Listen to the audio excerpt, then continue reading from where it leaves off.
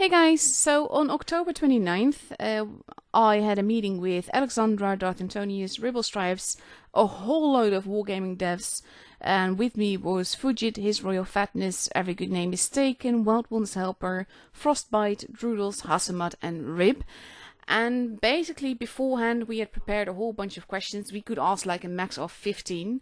And then we got to ask them again like on here with the devs there and everything. We all got to ask 3 questions each, which isn't that much, but it was a long meeting and it was a very good meeting, not gonna lie. Basically we gave them loads to think about and they explained some things better so that we can understand it better as well. And overall, it just felt really useful to me, so I'm hoping that you guys will find it informative as well. This is the footage as handed to us by Wargaming, so everything that is in here is apparently we're allowed to show it and everything. So yeah, basically I just uploaded sort of like the unfiltered version, as in Wargaming edited this, but I haven't edited anything out of it or anything. Because I feel that just look at the whole of it and hopefully, like I said, you will find it as informative as I did. So best of luck watching. It is a very long one, but yeah, I thought it was very useful. So good luck. Bye-bye. Tony, let me know when. So maybe we can start because we have lots of questions and only 3 hours. Okay. So, good evening, good morning, good afternoon, ladies and gentlemen. Welcome to our first summit. It will be hosted in English by me. My name is Alexandra, if you don't know me. I'm very happy to see everyone here. So thank you for joining our summit. Happy that it will be very interesting and useful for you. So let's make a short roll call. Bloggers, please raise your hand. You can use reactions in the bottom of your interface of Zoom, or you can just wave in the camera. So we're happy to see you. So let's wave to each other. Amonet, happy to see you. Droodles, welcome. Long time no seen. Nikolaus is still not here. Avery, my friend, thank you for coming. Fatness, yes, Fatness and his cat. Frosty Bite. Hi. Frostbite, yeah, sorry. Fugit, hello from Emirates, right? Oh yeah. Hasamat, here. Benjamin, long time no seen. Papa Rich, not with us. Jack Wild One's helper, hi. Let me change. Mitzi, not with us. Irma, not with us. And Squabanet TV is also not with us today. So, guys, thank you for joining our Q&A session one more time. Hello. So, we'll have 3 hours for you to ask the most important questions. Please make attention that we have a lot of guests today, so try to make your question very brief, very short. And as you might know, our developed team is Russian speaking, so we kindly ask you to ask your question really slow and to make it clear. We'll do our best to help our dev team if they might have any difficulties, but you please also slow down a little bit, Fatness, you especially. Yeah, so as I already said, you see on the bottom of your Zoom interface, you see reactions. Use them. You can use raise hand reaction if you have a question, or if you want to ask an extra question. If you don't understand something, do not hesitate to use it. I will call you by your name to ask the question. So we'll go one by one. For example, Amonet. I say Amonet and you ask your question, then the dev will answer your question. If any of you guys, bloggers, have an extra question or you don't understand something, raise your hand and we'll give details about certain topic.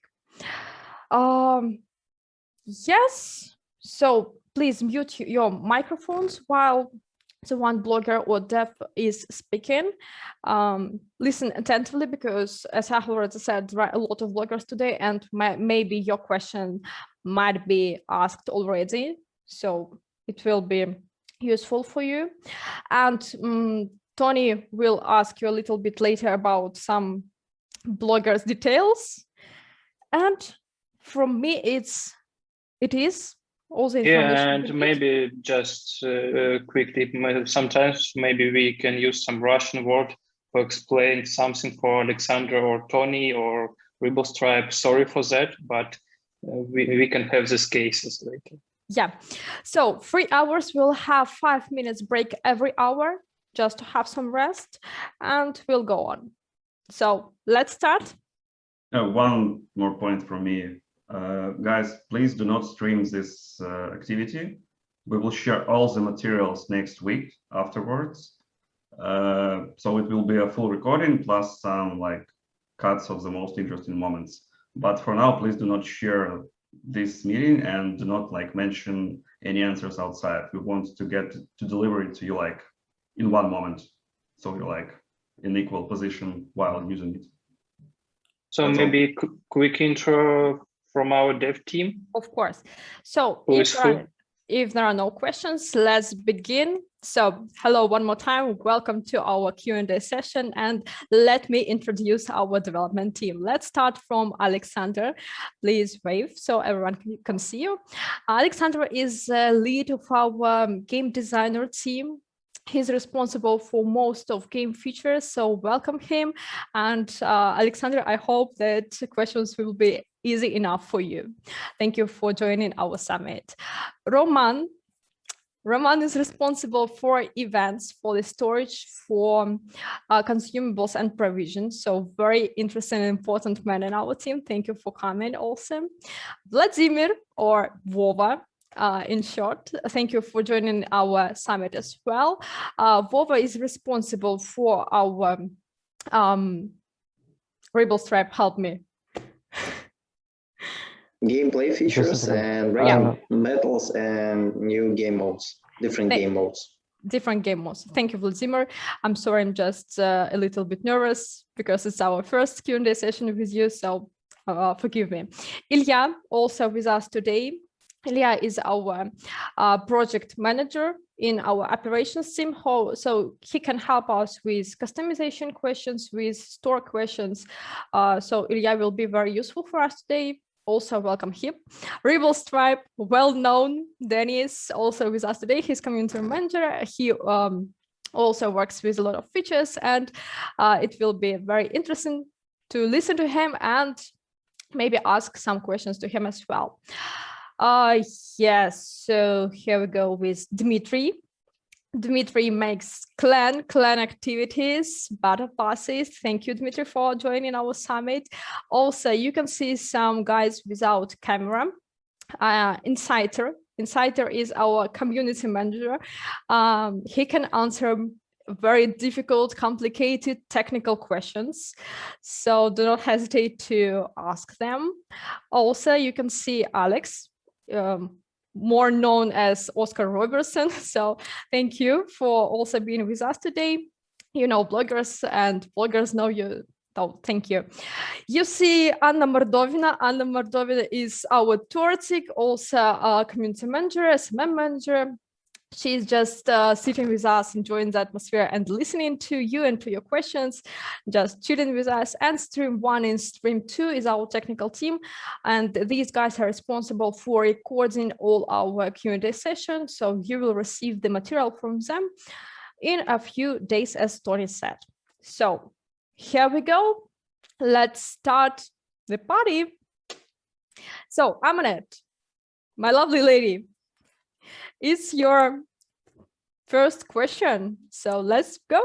The first question is something to do with tournaments. I know that Wargaming asks the RU players for feedback, but I would really love it if they would start asking the top 4 of the other servers as well, because it kind of feels like they're being neglected when it comes to giving Wargaming feedback about basically tournament seasons. So what is your question in short? Will Wargaming ask other servers for feedback as well? I think that Dmitry can answer this question. Maybe Rebel Stripe will help him. And yet, what do you mean by other services? Wargaming asked the top players from the RU server for feedback on tournaments, but not the other servers. Okay, I get. So definitely we will ask other servers also to give us some feedback about the rules of the tournaments. Now we are in the process of some changes inside our team, which is working with tournaments, and I think next year we will have some changes in the rules of high-level tournaments like Blitz Cup, stuff like that. And also we will try to make tournaments more popular for more wide audience. Thank you. Okay, I'm gonna turn regarding the feedback regarding some pieces of advice from different regions. I think that if you have any ideas, you can contact Tony or Rebels Tribe how to gather this feedback. So we are open to any ideas. Do not hesitate. You're always welcome. Okay, we'll do that. I also would like to add something. So guys, you should understand that sometimes we have to ask for feedback from some players because we know if we don't ask them, they won't give it. It's kind of a common thing for us that European, American, Asian top teams, they are more active in terms of feedback. This is why if we don't ask you on purpose, it doesn't mean we don't need your feedback. We have two channels on our Discord server. We have, of course, me, Alexandra, Tony. If you want to say something about tournaments, don't hesitate. We're always open. Okay, thank you. As usual. Thank you, Amanat. Every. Let's proceed with you. All right. So I would like to know if there will be any changes regarding the matchmaking when it comes to classes, because on some maps there is an issue that it can appear that your team has one heavy tank and maybe 3 tank destroyers, and the enemy team has 3 heavy tanks but 1 tank destroyer, and these matchups can pretty much lead to an outcome before the game even started. So I would like to see if we could maybe get something about that in the future. Okay, thank you, Avery, for your question. Alexander, are you ready to answer the question about I can answer matchmaking? Maybe in Russian. Okay, can I speak in Russian? Of course. So, Tony, can you help us with the translation, please? Yep, on it, but please make it like short bits so I can translate properly. Мы внимательно смотрим за статистикой на разных картах, и сейчас не видим существенных различий между какими-то сетапами команд, таких катастрофических различий, да. Let's make a pause. Yeah, so what Alexander said is that we are constantly tracking all the maps, all the battles, and we gather all that massive pool of statistics. And now it shows like no some drastic differences depending on team composition. So put it in simple, it's like according to statistics, it's not like a big problem there. Go ahead. Безусловно, некоторые различия существуют, некоторый дисбаланс всегда есть, особенно на некоторых картах, но надо всегда понимать, что подобные изменения, дополнительные правила всегда идут в противоречие с 2 принципами. Первый – это вариативность боя, а второе правило – это не удлинение поиска боя. То есть для нас быстрота работы матчмейкера и вариативность очень важна. Если мы хотим как бы идеальный баланс, для этого, ну не идеальный баланс, а близкий к хорошему, для этого есть рейтинговые бои, там баланс более симметричный. So what Alexander said is that there may be some like minor issues in team composition, but we believe that the 2 main things that we need to cover, like when matchmaking teams, is to still have some variability in team composition, so not matches are like one and the same in terms of like how it works out, And the second very important thing is that waiting time should still be like within some decent time, because the more rules we apply to matchmaking, the longer waiting time gets. That's the point. Okay, Avery, is it seconded? Yes. Okay, Hasamat, you have an extra question, right? Yeah, I have an extra question concerning matchmaking. We talk about the compensation of heavies and all this stuff, but I think one important question many players wrote to me is, do you balance the number of auto reloaders too in future? So there are many battles with an uneven number of autoloaders on both sides. Yeah, Alexander, do you understand the question? Yes, I understand. Опять-таки, балансирование танков с барабанами, да, автолоад, да, танков с барабанами может сильно удлинить время сбора боя, особенно на старших левелах, особенно вне прайм-тайм. И, собственно, сейчас мы не видим существенные разницы в танках, когда есть дисбаланс по танкам с барабанами в командах. Tony? I was typing the draft. Alex, can you cover I this? can handle it. Okay, thanks, Ribble. Yes. So we're continuing the previous thread here because Alexander was speaking about the same matchmaking rules. So if we consider autoloader tanks as a separate tank class, this is how we extend the time you wait for battle, and this is unacceptable for us. And also I would like to add that this has also come to the battle variety. So it's absolutely okay to clash a single shot heavy tank and a heavy tank with autoloader or auto-reloader. This is how the game works. This is how the random works. So you have to prove that the type of gun you have doesn't matter. So it's all about your skill, your tactics, and so on.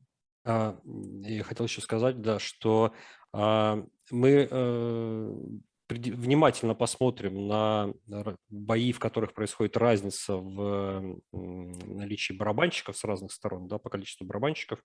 Если там будут какие-то сильные критические расхождения в балансе, в винрейте между командами, на каких-то картах, может быть, мы обязательно поправим. То есть если будет сильный дисбаланс, мы поправим, но посмотрим, как это повлияет на скорость сбора. То есть взвесим, все взвесим и поправим, если есть. So also we will track the stats of such battles when there are unequal numbers of autoloaders and classic tanks.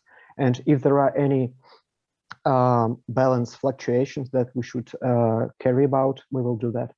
And of course, we will still try to handle the waiting time.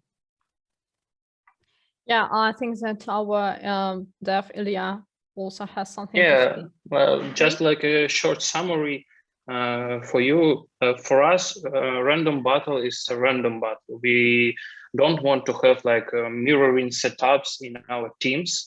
And for sure, if we have some critical issues, like we had, I don't know, when we have 4 tank destroyers and one team, it was a critical issue for balancing. It was critical issues for team results, and we fixed it.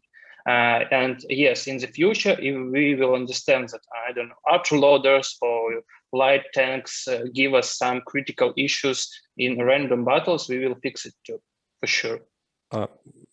Я, может быть, дополню еще сразу, потому что там есть подобный вопрос. Мы в ближайшее время объединим легкие и средние танки в одну категорию, да, и будем балансить по разнице между легкими и средними танками там, в один танк.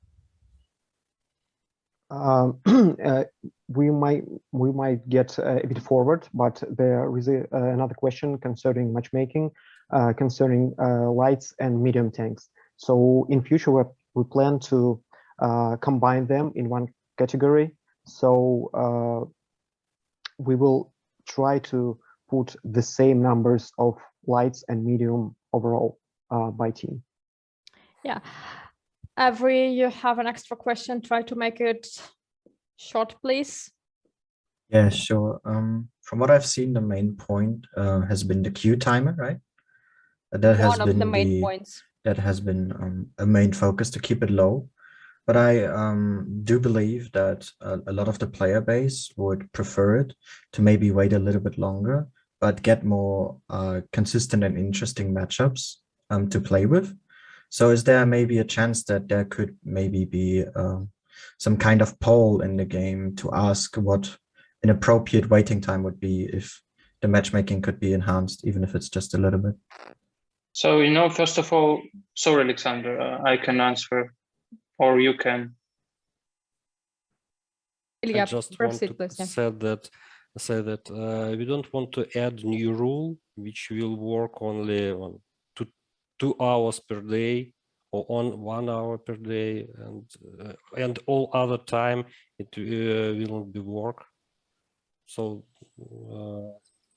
this rule can be so. Yeah, and for sure, for us it's important we have not only top players, because you know it's a very little cohort of our audience if we speak about top players, and it's like less than 1% of players.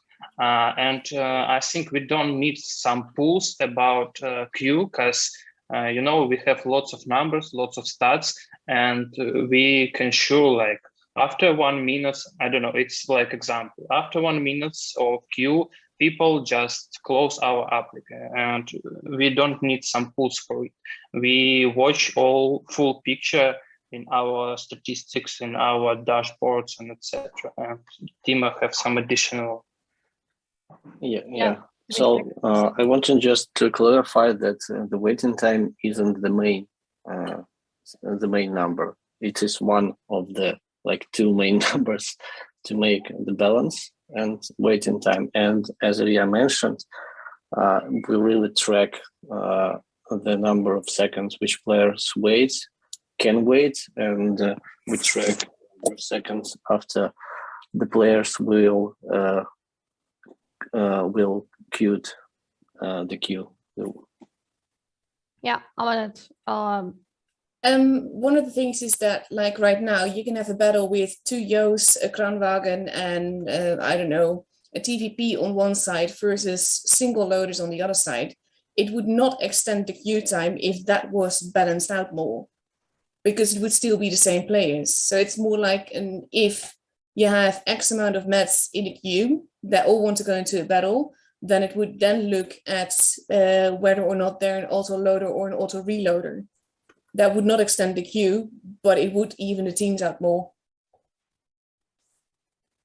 I have something to, yes. In this case, you are talking about only one battle, but the matchmaker is operating a huge number of battles at 1 second.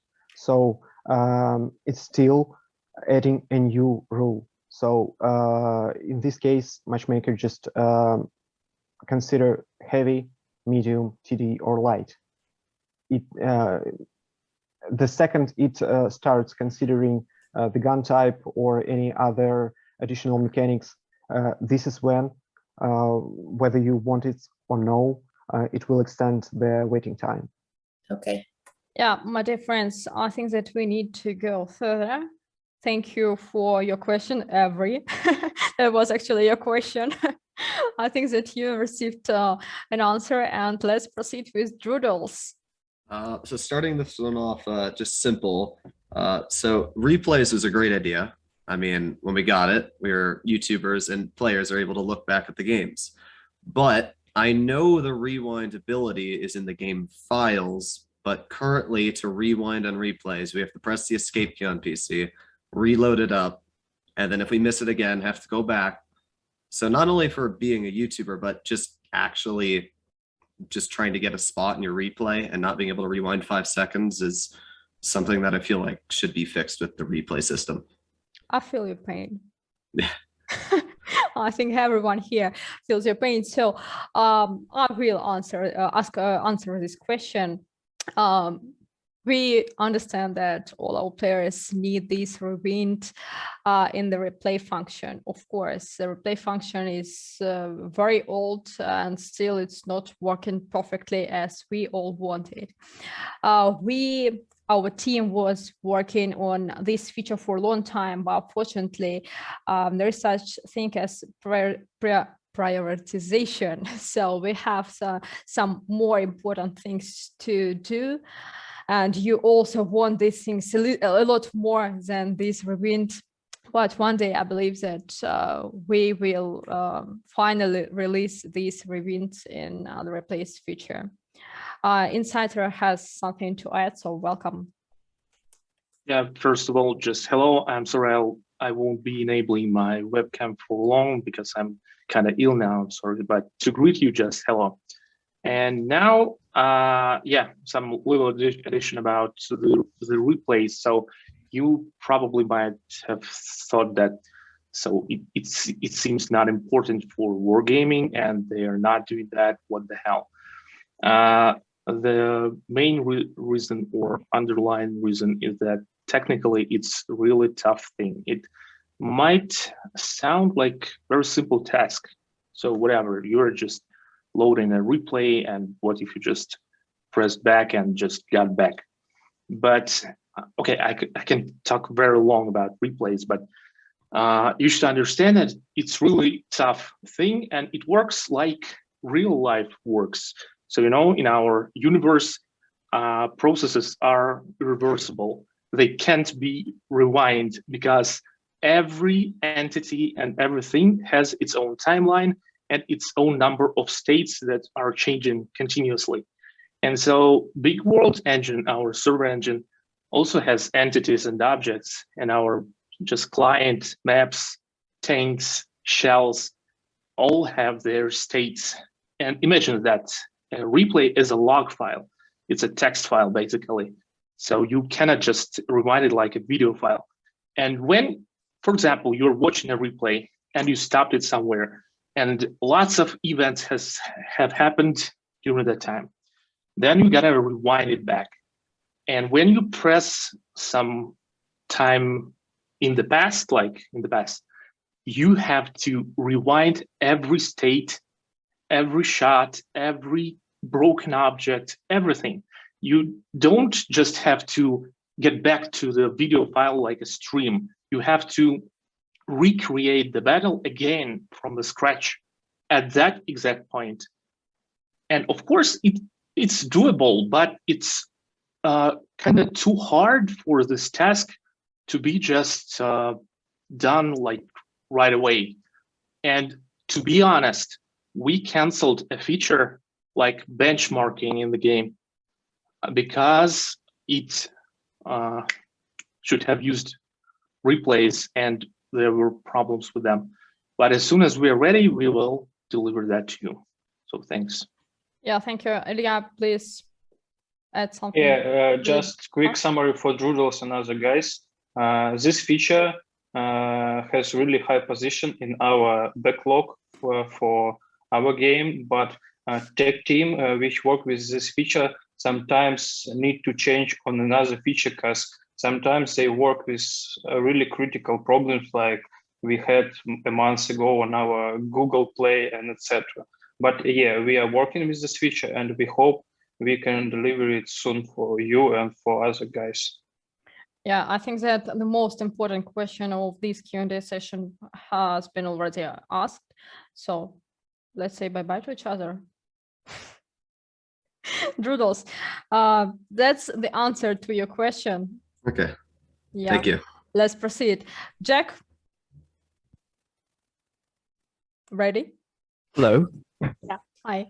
Right. So I know that my question is not probably going to be it's not at the first of the list, but I think it's worth asking anyway. It's regarding tournaments, which I think Dennis or Tony might have a better idea on that.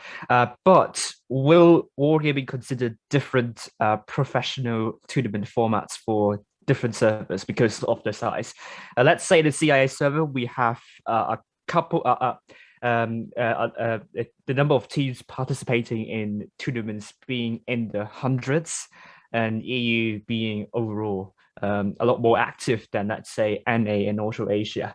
So I can understand that the feedback from different servers can be very different, and also the formats, while it can work in smaller servers or bigger servers, or it might not work in other servers. So for example, on the CIS server,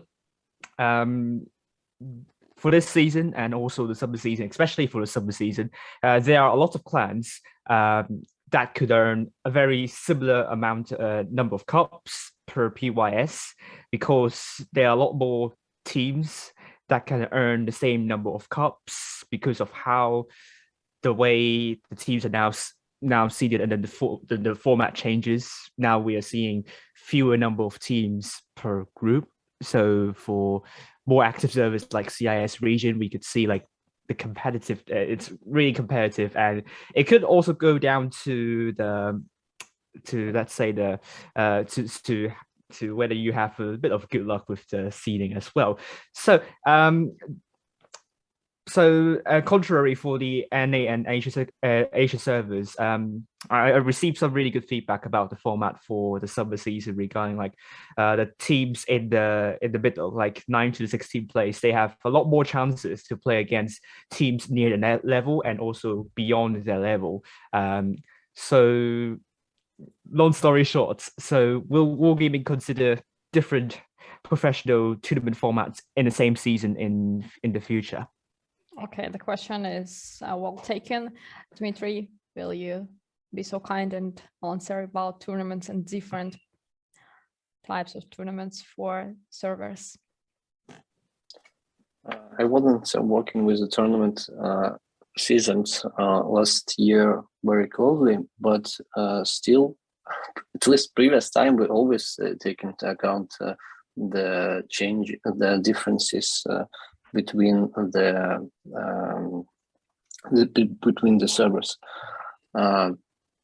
and I'm sure the guys were thinking about that, but still we don't plan to make completely different rules, because still, if we talk about Blitz Cup season, we will try to make it as much closer to Twister Cup as we can, because it's like temporary replacement for the Blitz Twister Cup. In the future, we will hope that we will have opportunity to have one common tournament for every region. But still, as I mentioned before, I believe that when we will be preparing, for example, spring season, we will definitely consult more with the top teams from different regions. Maybe Denise has something to add.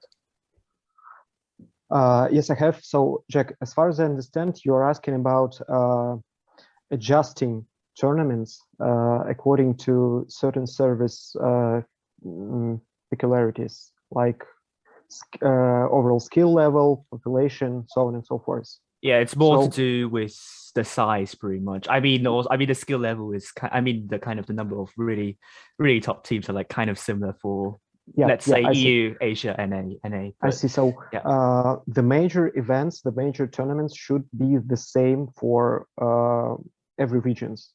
So because when the COVID is gone, we really hope to gather you guys in Minsk or anywhere else to put you in the same conditions, and you have to go through the same way towards these tournaments. But if we're speaking about not so important tournaments, I think we can consider make them different. We'll discuss it. Okay, so that means it's in the discussion that we might have different formats for the same season. It depends on how important the tournament is. If it's a major one, the condition should stay the same for all regions. If we're talking about minor ones, we'll try to do something to at least discuss it within our team. Yeah, thank you guys. Thank Thank you, Jack, for your question. Let's proceed with Fugit. Ooh, me. Привет, devs. Очень приятно. That's the limit of my Russian. Mine's a short question. Well, shorter question, but it's two questions in one. The recent Polish heavys have got the new consumable tungsten shells. So the questions are, firstly, what was the theory behind the new consumable? And secondly, are you planning to roll that consumable out to other lines? Like you did with, well, like Wargaming did with this super speed boost, for example. So it's a short question, but there's two. Sorry. I think that's the topic is one unique. So, Roman, it's your consumables and provisions. So let's go. Привет, Darren. Can you repeat the first question? Please? Yeah. What's the theory behind the tungsten shells? Okay, so you mean the real theory, like physics or something like that? Oh.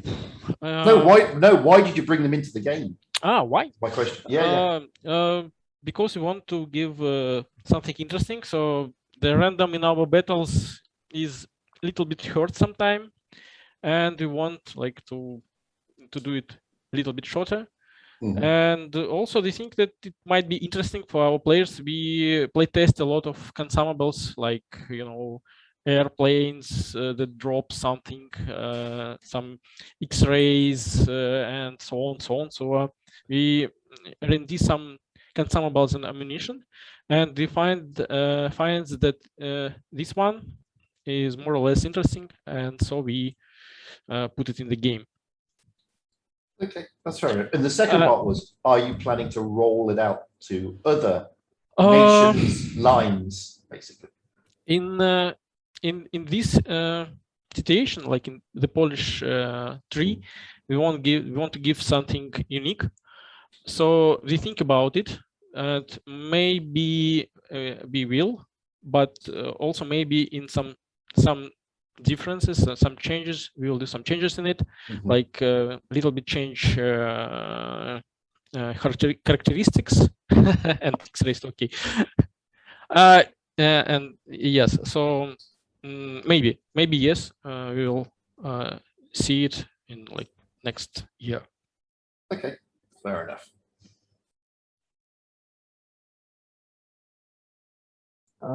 Thank you, Fugit. Thank you, Roma. Let's move on. Yes, let's move on. Frostbite, you're next. All right. Good evening. So my first question, I'd like to ask about lower tiers.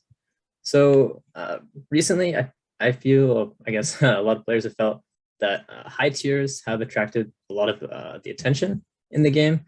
They're the main tiers for raiding battles, for tournaments. Usually they're the tanks that players drive to get the highest XP or credits or whatever. And sometimes it feels like there isn't much of a reason to play lower tiers. So my question is, will there be any potentially events or features that could come to low tiers that would make them more attractive to play? Yeah, Dmitry is raising his hand, so welcome. So I will try to ask, maybe Sasha will add something. So for now, we also think about this problem. We see that most of the players, after researching tier 10 tanks, play on tier 10 and stop playing on lower tier tanks. And we think that it's really a problem, and we are thinking about creating some solution that will help the players, maybe give them a goal to play on a lower tier tanks. But honestly, we haven't come up with a solution yet. But this topic is in our head. I'm gonna add an extra question.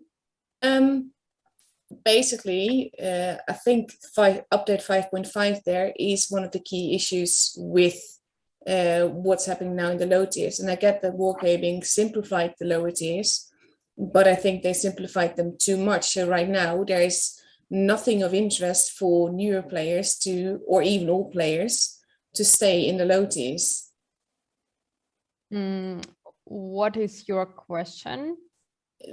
Well, let's put it this way. Will Wargaming add some of the older or newer low tier tanks back so that people actually have some variety to play in the low tiers? Alexander, you want to answer this question, right? Like to answer both questions actually. The first it's about will we add something interesting for lower tiers? I think the question was about 5th, 7th, 6th these tiers, or lower than 5th. Between 1 and 7, really. From a lot of 7. attention is 1 to 6. I think that from 1 to the 4th level, it is the level of education, where the levels where player study how to play the game. And from the 5th level, in my mind, in our vision, from the 5th level, it is the main game from the 5th level. Sometimes 4th, but from the 5th. Here, from the 5th level, sometimes 4th, we will add some interesting thing like events, tasks. If you can see the personal tasks in the storage, so we will add there, and it is one of the themes which I which I am working now. So it's personal events for players on these levels. It's one thing. And what about the second question about add something on the lower tier from 1st to 4th? I still believe that we make this level simpler, but we still have opportunity to get these tanks in some events, in some, for example, battle passes, and you can play there. And I still believe that for newcomers, it is simpler and it is better for them not to have so many choices here, because we saw how they play. We have a lot of videos of the player, how they play, a lot of statistics about it, and we know that so many choices in the low tiers isn't good for them. And from the 4th level, from the 5th level, just everything is open, all classes, all tanks. From the 5th level, we have all classes, I think the main part of tanks we saved in the game in the 5th level. In 4th, yes, we cut something, but you can still have it in battle passes, in events, in bundles, and everywhere, a lot of places where you can get it.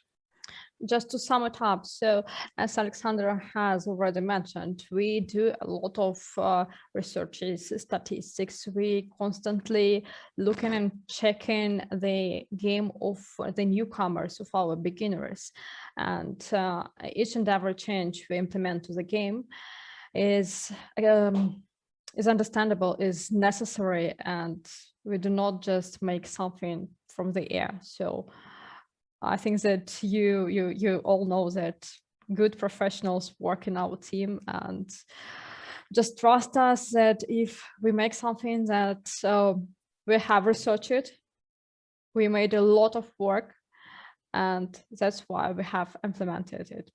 Alexander, we have something to add? Yes, I have something. As Dima said, we have one interesting feature which gives players interest to play on the 5th, 6th, 8th, 7th, any tank you want. and the goals for these tanks. Future, I think this feature will be not very far from now. So I think it's some spoilers. Yeah, wait for this interesting feature for the medium tiers. Fugit, next question, please try to make it fast. Yeah, it will be fast. I did have a separate question, but it all rolls into this one thing. I understand where Wargaming is coming from. I understand 5.5, etc. But do you think deep down that the ×5 boosters that we have is allowing players to just jump into those top tiers far too quickly and therefore neglecting the middle and the lower tiers? Yeah, your question is understandable. Alexander, I think that you can I can answer. So we talk about certificates for X5, yes? Yes. This thing. We we have the same fears about it, and we also checked statistics and found that the boost which X5 give for players isn't significant. We have more interesting things there, like task journals, daily chests, some events. Sometimes they these things influence more than X5 boosters, X5 certificates, much more. And if you checked if you look at low tiers now, we sometimes change something in daily chests, in events, in task journals. And for example, yesterday I checked our event for Grizzly, and I think we can make some rewards there smaller, because it's sometimes bigger than I think newcomers need. So I think we can, and we are looking into low tiers very.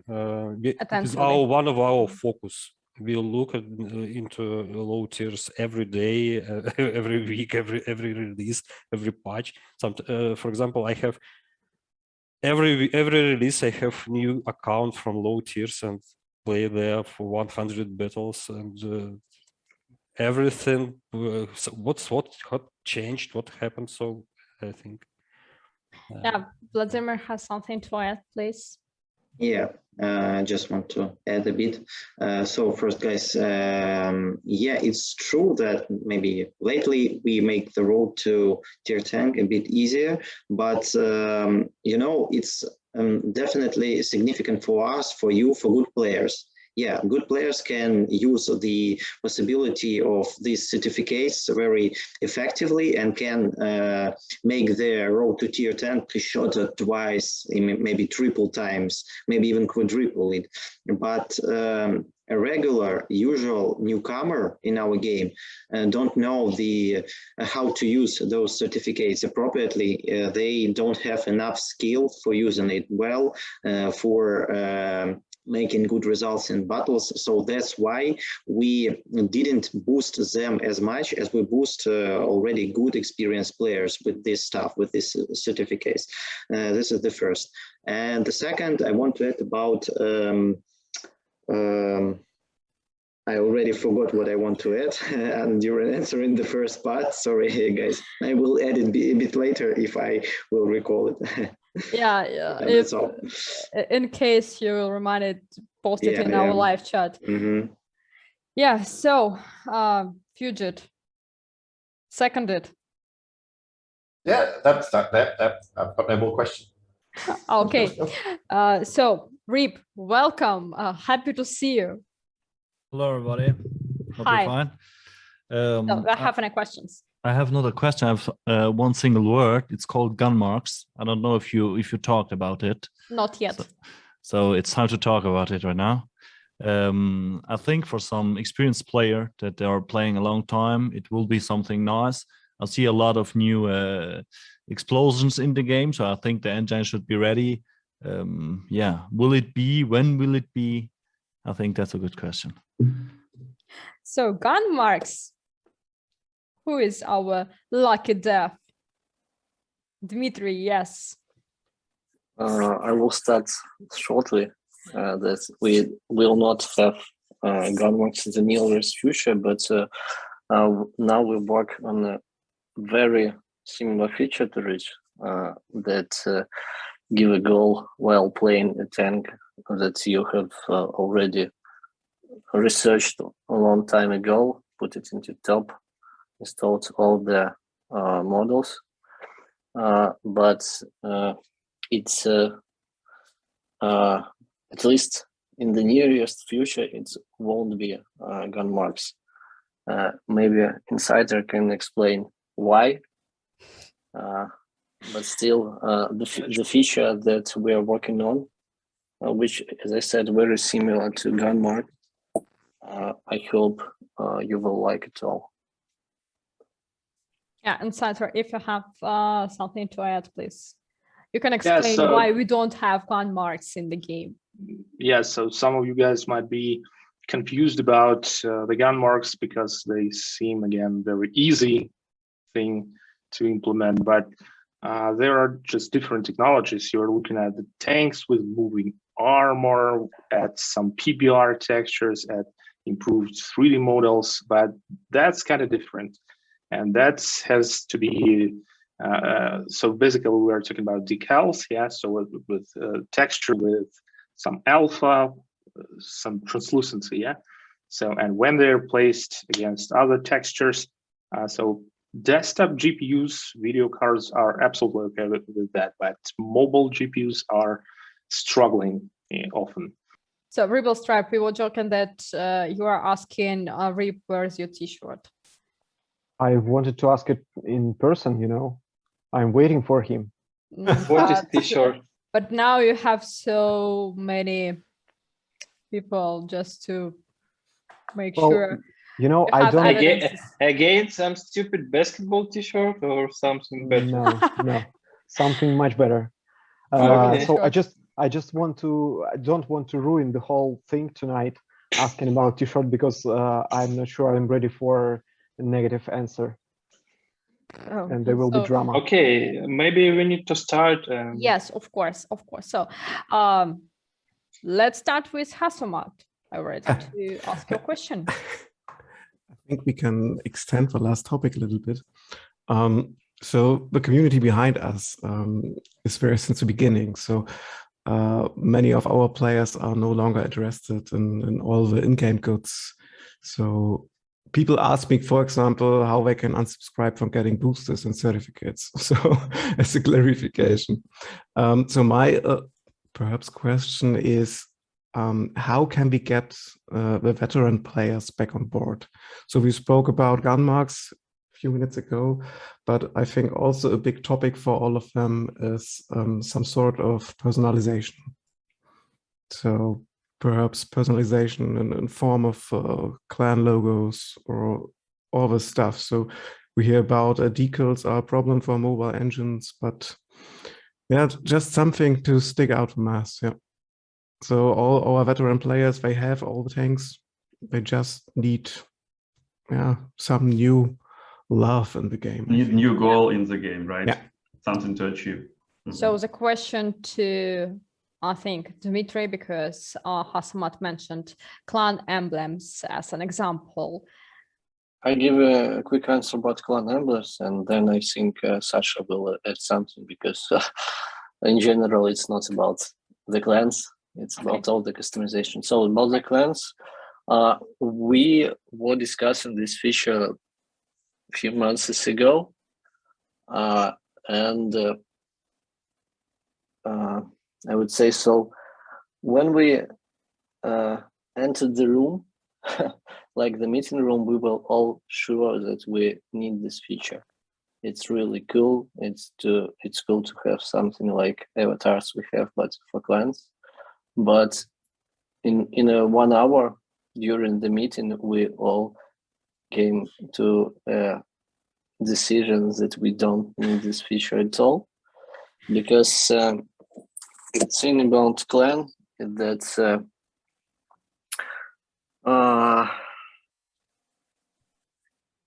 clan don't need to change his emblem very often, because clan players need that their logo should be recognizable by other players. So it's not like with the personal avatars, because when you just put some pretty image. So that's why having a clan logos in the game, even a big collection of it, won't be very useful for players. Of course, if we will have opportunity to allow players use their own logos, it will be a cool feature, because really the clan can design the logo, put it in the game for some years or months, but it's impossible for our game and for most of the games to have some kind of the feature because of the moderation of the images. So we decided not to do something like that. But still, I agree that we never refreshed the emblem of clan emblem that we have in the game. It was introduced in 2015 and never changed after that. So in the nearest future, I believe we will refresh all the clan UI. It will be similar to all other game interfaces, more modern, stuff like that. And I believe that we can add some new pack of emblems for the clans. Mm-hmm. So that's what's about the clans. You can ask some additional. If you speak about personal, maybe you have more question about clan customization. After I can speak about personal customization. Yeah, let's ask Jules if your question is about clan customization. This one had to do with Hasamet's original question for veteran players. Mm-hmm.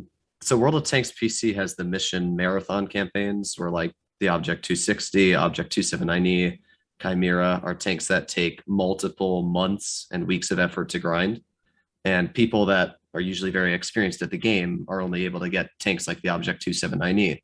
So could it be possible to implement a system into Blitz that maybe adds a new tier 10 collector that isn't anything special, but maybe top players might want to get their hands on by spending months on a grind that they could complete by harder and harder missions? Yeah, I think that's a little bit different questions, not about customization. I think Sasha will add something about customization, and then we will answer this question. Yeah, I can start about customization, Alexander. We understand that all our guys want to have some interesting, some personal, if we speak about customization, and for sure it's our goal too, and we try to develop all our features if we speak about customization. We have some interesting plans about our avatars, about our attachments, skins, and etc. For sure, Roman and me, Roman like a product owner of this feature, we always think about some new stuff of customization, maybe hangar customization, maybe some battle screen customization, and etc. etc. And for sure, it's our goal to give you some interesting customization stuff, and we will work with this stuff. And I hope in 2022, maybe we will provide some interesting features for you. If you speak about personal customization, your account customization, your tanks customization, and etc. And about Judel's question, it's more about rewards about some features, and I think it's more about Alexander and maybe Vladimir. I don't know. I can add something about the long-term goal in the game. So as you know, we add personal tasks like I don't know how it in English. In Russian, it is prikaz. In English, I don't know. Order. Order. Right. Yes. So it is a new type of quests, which allow us to add the chain of quests in the game. So after the quest, you got a new quest, and after that new, and this is one of the opportunity. It gives us opportunity to make this chain of quests with maybe great reward in the end, or event in the end, personal event, and this is one of the vector in the way we are thinking now. We are thinking about it, how to make it interesting for you, for old players, for skillful players, for different players actually, not only for skillful, also for middle level, for low tiers, for any types of player. Interesting chain, with interesting reward in the end. And now we have this opportunity, and I think we will increase this type of content in our game. Yeah, so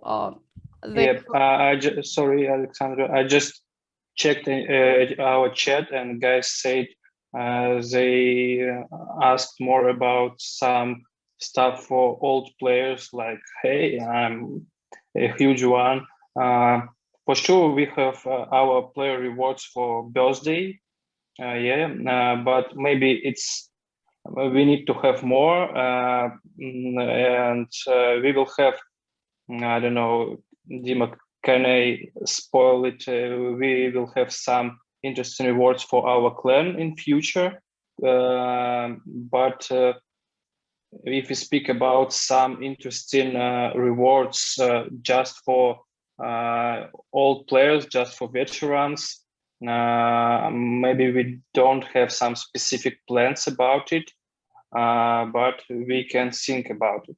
Maybe some product owners want to add something about some rewards, some personal customization for our veterans.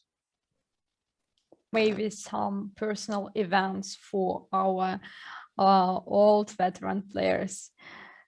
So if there are no devs that wants to add anything, so let's sum it up. Guys, thank you for your feedback, for your question. We will take it into consideration. And as Ilya said, we will think about some personal customization or activities for our veterans. So we won't forget about you. No worries. And Hasamat, can we proceed to the next question? Sure. Yeah, so thank you so much for your question. Amanet, ready? Yes, my question is mainly, the game right now is more toxic than ever. A while ago, Wargaming mass banned a bunch of people for saying certain terms. What are Wargaming's plans to do more against toxicity? Okay, let's just clarify a little bit. What do we mean under the toxicity term? It's about chat, about the gameplay, about private messages. Chat, both in game and in garage. I mean, today I've literally been told to get cancer, to do very specific things to my mother, to go kill myself, stuff like that, which is never okay in any way. So that's mainly, I'm really hoping that Wargaming will do something to punish these kind of people more, because a few days chat ban isn't going to make them stop doing it. First of all, I'm really sorry to hear that you've met such players. Of course, toxicity is a big problem, and not only in World of Tanks Blitz, but in most games. So there are such people, such players that cannot take their emotions under control. And of course, as you have mentioned before, we have our support team that works with your tickets about unsporting conduct, about some abusive language in the chat, in the battle chat, whenever. So please do not hesitate and do not be lazy to send some proofs and screenshots to the support team. But also we're working on the new feature, and I think that Roman can proceed and share some details about it. Wait a second, before Roman starts, I would like to add that it's not like when such crazy or mad or very evil people post something like this in a chat, they go away only with 1 day or 3-day bans. So the support considers his ban history, and if a person keeps violating the rules, so the punishment goes bigger and bigger, even up to permanent chat. So this thing works, and just don't think it's useless to spend a couple of minutes to send a ticket, because it's like your credit history, you know? Yeah. So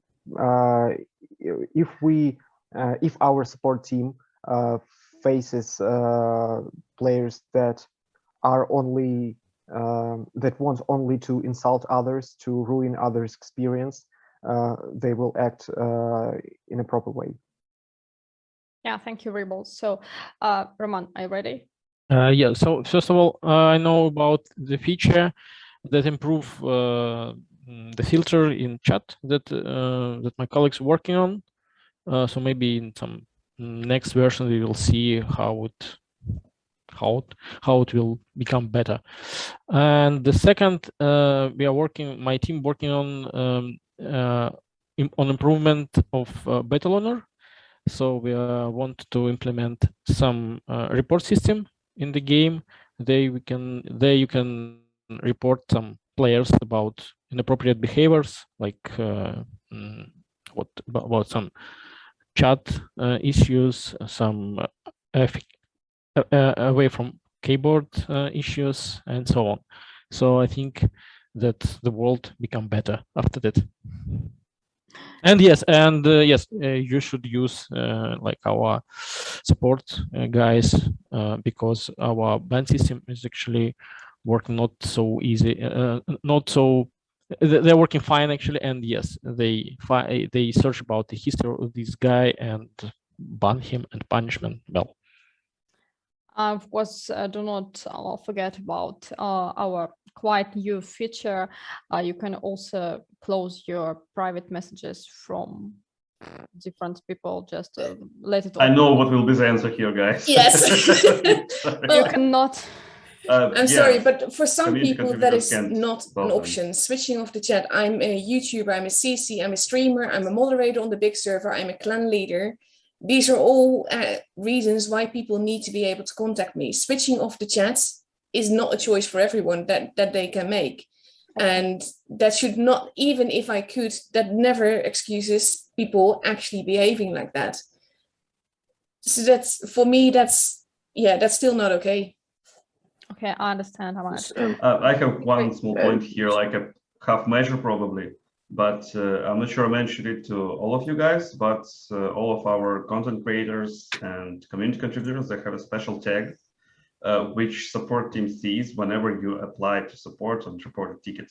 So I don't think we should mention this to players extensively, but our CC's reports are handled like a bit faster, more prioritized than like usual guys.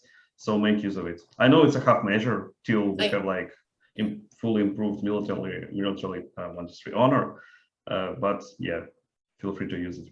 Yeah, Dmitry. Let me add something on this topic. So recently we were discovering some social relationship features with our data analyst. So it was a really big work. I think we spent almost half a year on this project. It wasn't about just chat. It was about all game relationship. It was like a scientific job, very, very serious job that was made by our analyst. And one of the topics here was the chat topic. And we tried to create a model that analyze the chat history and find some good or bad relationship between the players. And we've had an algorithm that helped us to mark toxic players. It wasn't like on a real service, it was like the simulation, but still we've got some results, and I think we will continue this topic in the future, because many other games have these options. They have really powerful analytical system that can track the chat in real time and punish players in real time without any жалобы, let's say, without any reports from the players. It's not that it's something in development for now, but we also work on this topic. Okay, thank you. Thank you, Hasmat and Fugit. You have extra questions about the toxicity or about the chat? I would ask you to make it a little bit faster so we can answer more questions. Make it even shorter. I think one topic here for toxicity, we can't change the people, but I think it's because it's a mobile game and the chat is really present and big in the middle of the screen. So if you think about the normal world of Tanks or something like this, the chat is really small in the edge and you don't look at it all the time. Do you perhaps think about to make the chat a little bit smaller or to the other side of the screen or something like this? Because if you don't look at it all the time, perhaps it's not a big deal. It would be less distracting. Yeah. But do you need chat at all then? It can still be useful. When I'm dead, I tend to try and help my teammates, and sometimes it's the same way for them to me. So switching off the chat is not okay either, in my opinion. Okay. But if it's less like full frontally in your face, it will not be distracting when someone starts spamming cuss words at you. I see. So it's battle interface, and I think that this question relates to Roman and his team. So are we going to change the chat size in the game? I definitely write it down for me in my notes. So we discussed it with our UI designers, how we can maybe do it or not. So we think about it. Thank you. Okay, thank you for any ideas that you have and share with us. Yeah, thank you. So Frostbite. Yes, just a small little thing about in-game chat. Maybe could it be possible to implement a feature where we could type a command to mute certain players in-game if they're spamming, offensive terms or stuff like that, stuff we don't want to see? We could mute specific players so that we could still keep our chat on in-game and still allow for communication, but prevent trolls from appearing on our screen in that regard. I think we will think about it, how to mute certain player during the battle, as I understood. So I think we will think about how to do it. Okay, so Roman is making notes. Yeah, I will. Yes, I will give these notes to my colleagues who actually implement chat system in our game. Okay, so thank you, guys. I suggest to close the topic with the chat and proceed to the next question. So Drudels, let's go with you. All right, so this is a two-part thing. One's kind of something that I've noticed in game statistics that's incorrect, and then the other is something that could be added. So the first has to do with camouflage ratings in Blitz. So me and a friend noticed that Blitzhanger, which is a website that grabs statistics from World of Tanks Blitz and throws them on a website, had different values stated for tanks like the Girl 15 on camouflage and the Waffenträger Panzer IV than in game. So we proceeded to go into a training room and test the actual spawning range. And in game, it says the Girl actually has a better camo rating than the Waffenträger, which just is not correct. The Waffle's sitting at like 30%, the Girl's at like 16%. So somewhere in the game statistics, camouflage values are very off from what they actually are in reality. And then the second part was just, is it possible to add on movement dispersion values into the in-game interface? Okay, so first, maybe I will try to answer the question. First part, I think it's could be a bug, and we should look through it. Maybe you will send it for us, for example, and we will look at it, of course, and we'll try to fix it. As far as I know, right now we have a bug about Badger camouflage. It also shows some different value from what it should be, as far as I remember. And right now we are going to fix it. If you send us this information about this a bit more, we will fix this case also. And I don't really understand the second part of the question. Could you repeat it, please? Yeah. So like you can look on websites and see the like on movement dispersion values, like when you're moving the tank, how much the aiming time is going to bloom. Is it possible to add that into the in-game interface so people can see how it affects the tank? Yeah, you know, it's definitely possible, but it's I would say that this feature just don't have too big priority for us right now, because it's too, frankly speaking, it's too skillful. You know, it's really meaning something for you, for good players, but for a vast majority of our players, I would say for maybe even 99, 96, 95% of players, it's this information doesn't mean anything at all. So that's the real reason why don't we do this right now. Yeah. All right. Thank you. Okay. Thank you, Doodles. Jack, are you ready to ask your question? Hello again. I'm a bit worried if this is a bit inaccurate, but I'll try to trying to have this a bit more appropriate. But I heard a few people from the Asia server, and as of a few weeks ago, they're still looking for they're still thinking whether Wargaming will consider including non-Japanese Asia top clans for clan tester program in the future. At the moment, I think there are at the moment I believe there are none, but because Asia server is becoming increasingly important in some of the feedback regarding tanks, especially for tournaments, will Wargaming consider including these clans for the clan tester program in the future? I'm talking about non-Japanese Asia top clans. Thank you, Jack. So, Jack, first of all, I would like to correct you a little bit. All the guys that take part in any tests on Asian server, they are no regular players. They're just community contributors, just like you or our moderators. So there are no clans at all. So we don't have a clan test program on Asia server. So the reason we don't have it is because every time we add a new clan to that program, requires a lot of efforts, time, resources for us to run it, to analyze stats, and so on and so forth. And to be honest, at the moment we have enough participants, enough data to operate from other servers.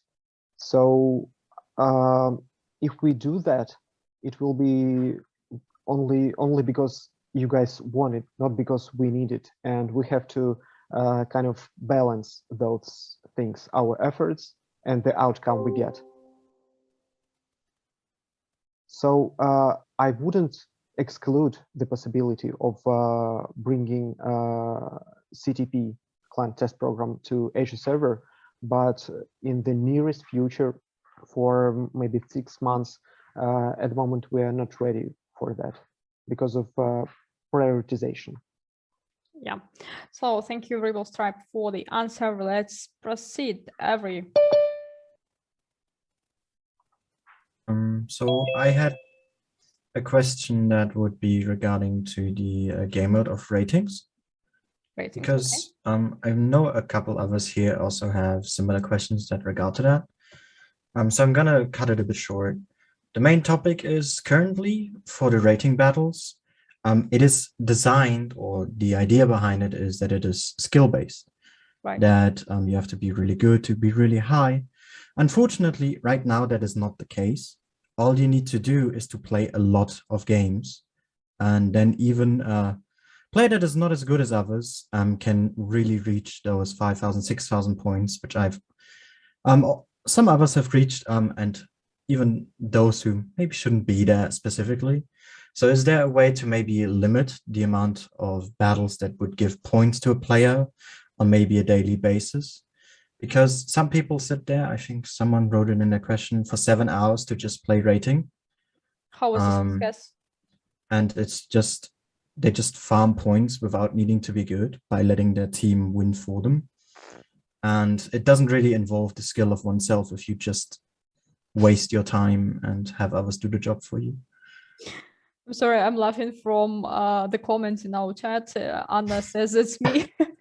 Yeah, I would like to Of course. interrupt a little bit. So you said it's not about skill, it's not about how good you are when playing ratings. So you just need to farm your battles and your rating will go up, even up to 5K, right?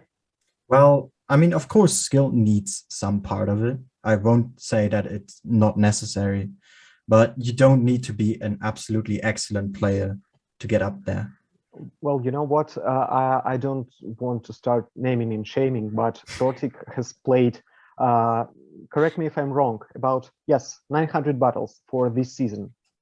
And she didn't reach 5K. So well, it looks like so the time you can spend is not enough for going that high.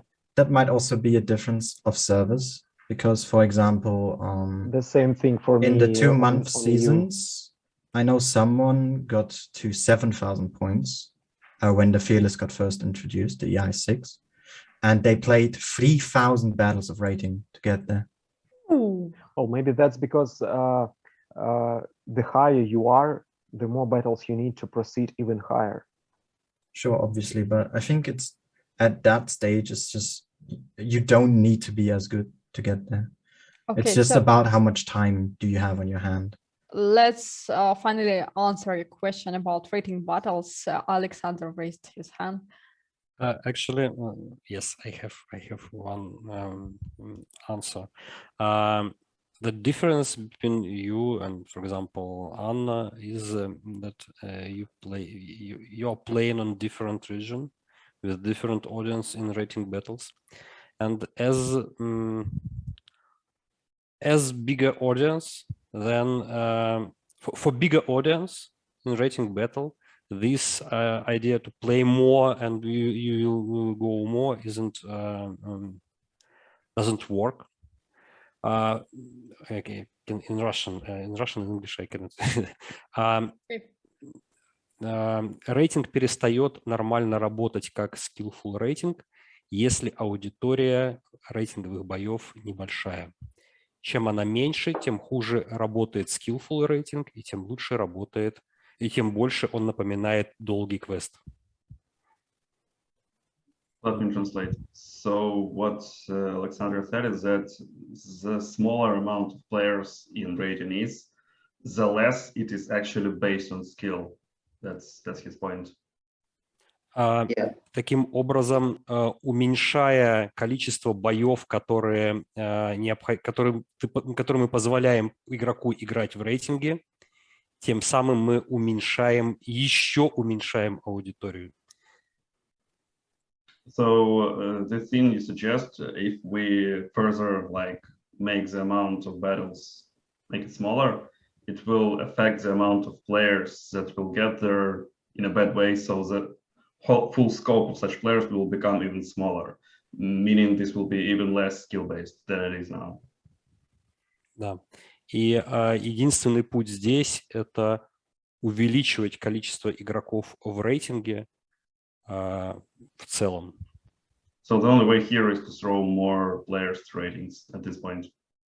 There might be, because I thought of this before as well, an idea to maybe fix it in a way is because currently rating works by averaging out the rating that you're currently on between 7 of you, and then puts it at a somewhat similar rating as the enemy team does.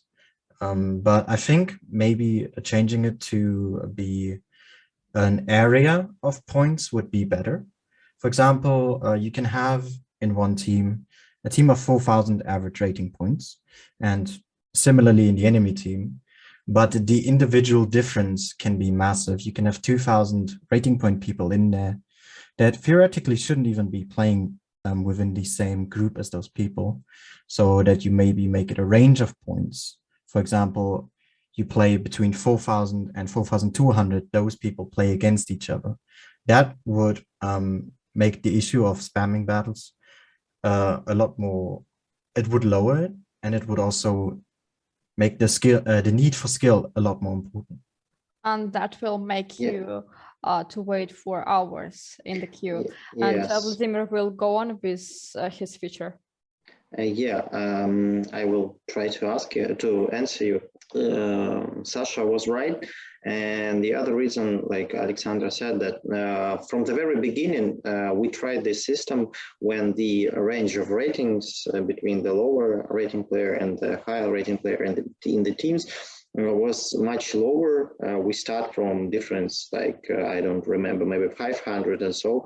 But the problem is that the audience of our rating battles is not enough. The quantity of players is very few, and we can't do anything at all with this, unfortunately, except of giving some crazy gifts and to attract new players with this I don't know, in-game currency or new tanks and so on and so forth, but it will be just an inflation of the resources and no more than this. Rating system is a system which you should want to play in this, not, we don't need to like force you to play in this game mode.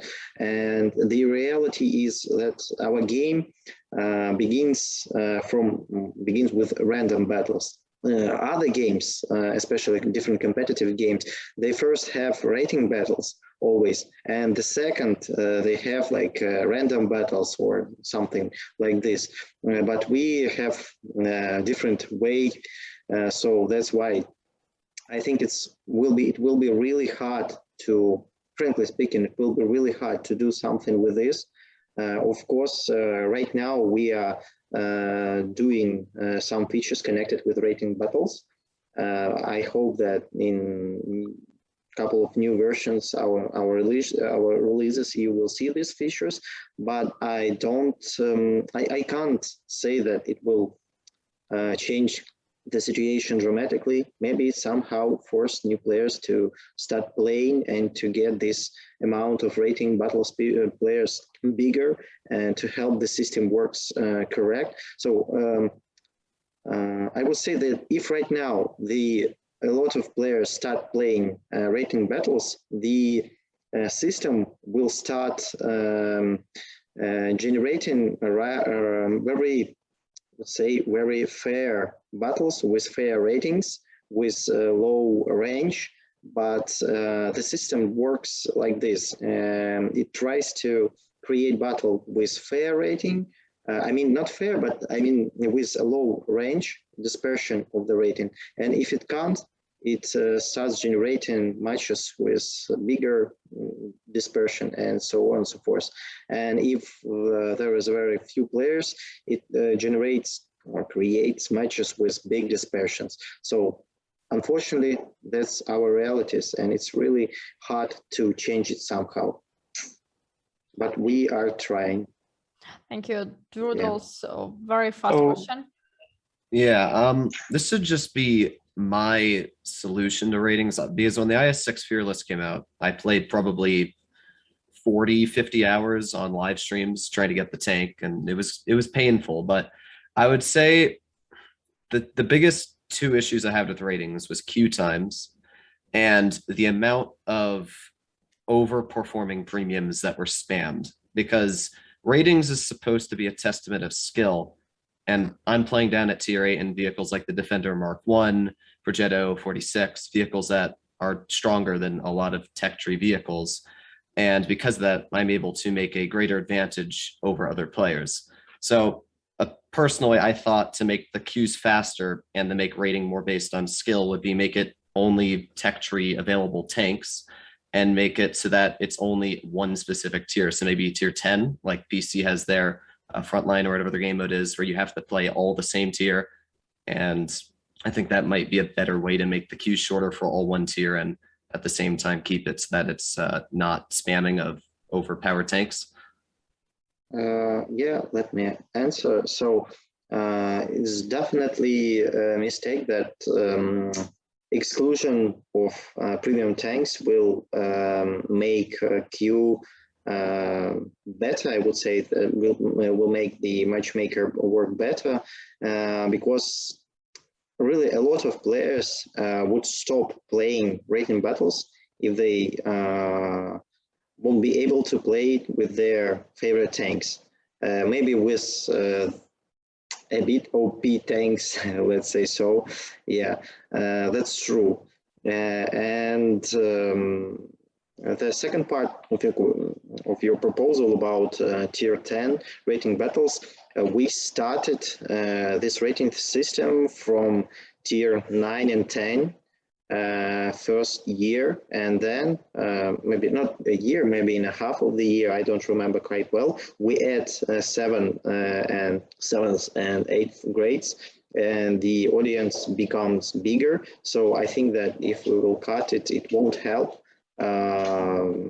because we had this experience and we see that adding new levels just make the players, the amount of players wider. So I think the reverse of this stuff won't help us, unfortunately.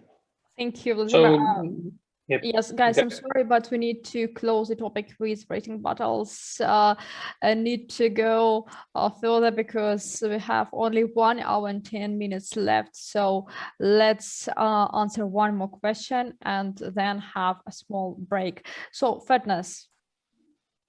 Hello However, there. it's your choice. You can ask a question about rating battles. But not about rating battles. Yes, no, don't worry. I will not bother you guys with more ratings talk.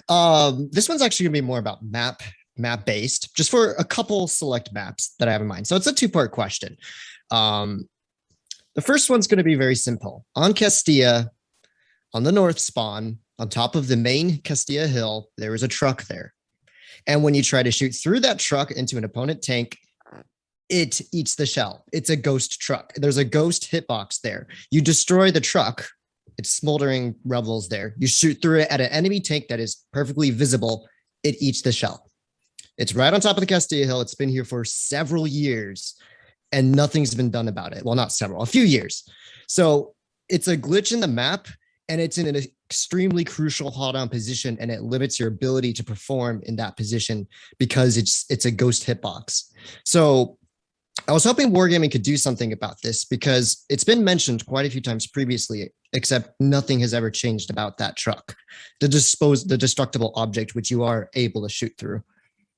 So unfortunately, our map design lead is ill now, but if you can have some replay about this situation, about this truck, you can send it for Rebel Stripe or for Tony, and we'll go to Mikhail, our map design lead, and I hope we try to fix it for sure. Yeah, okay.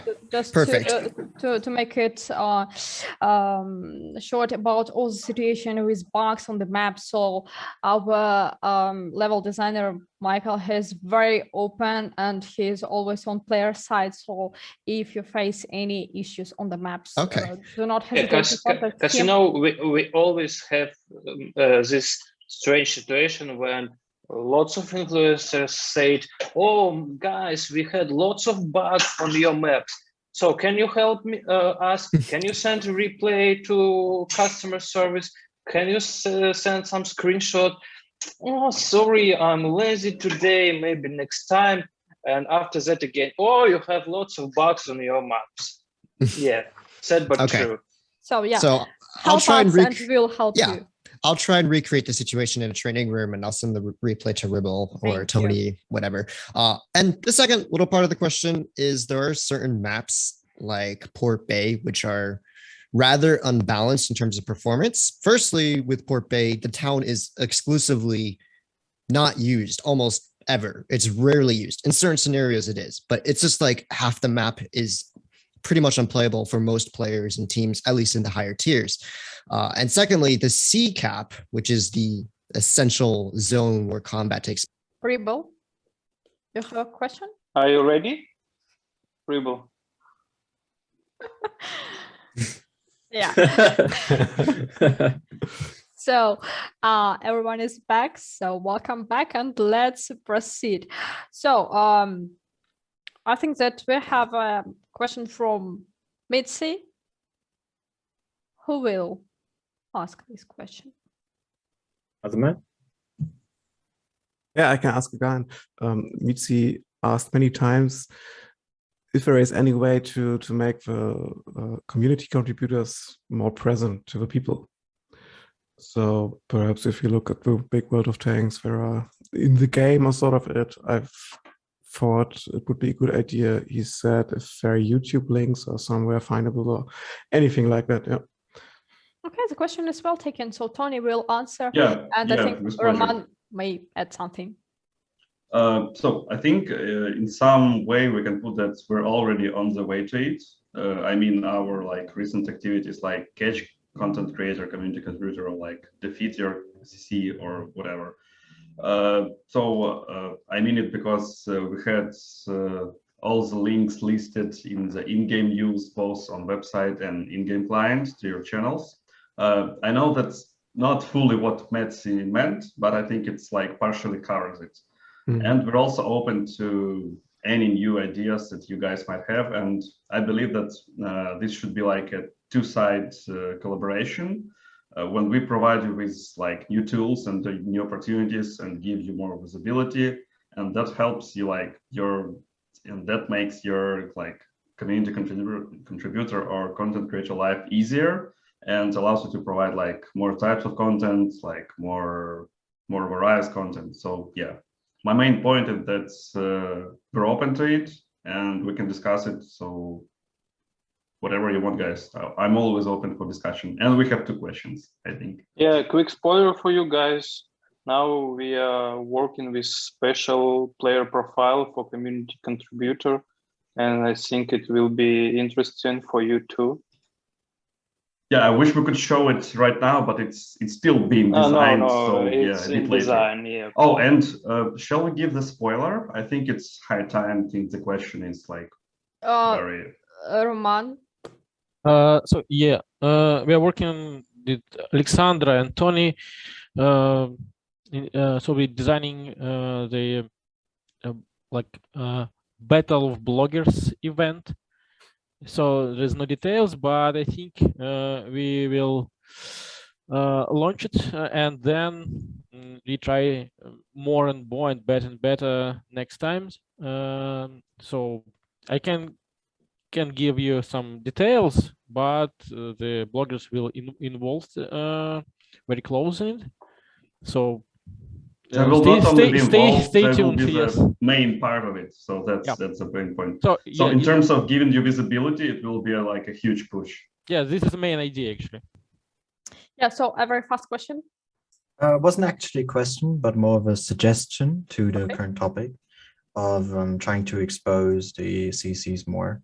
In game, we have sort of like a drop down where we can get linked to the forum, to the Blitz portal, and also to the official YouTube channel.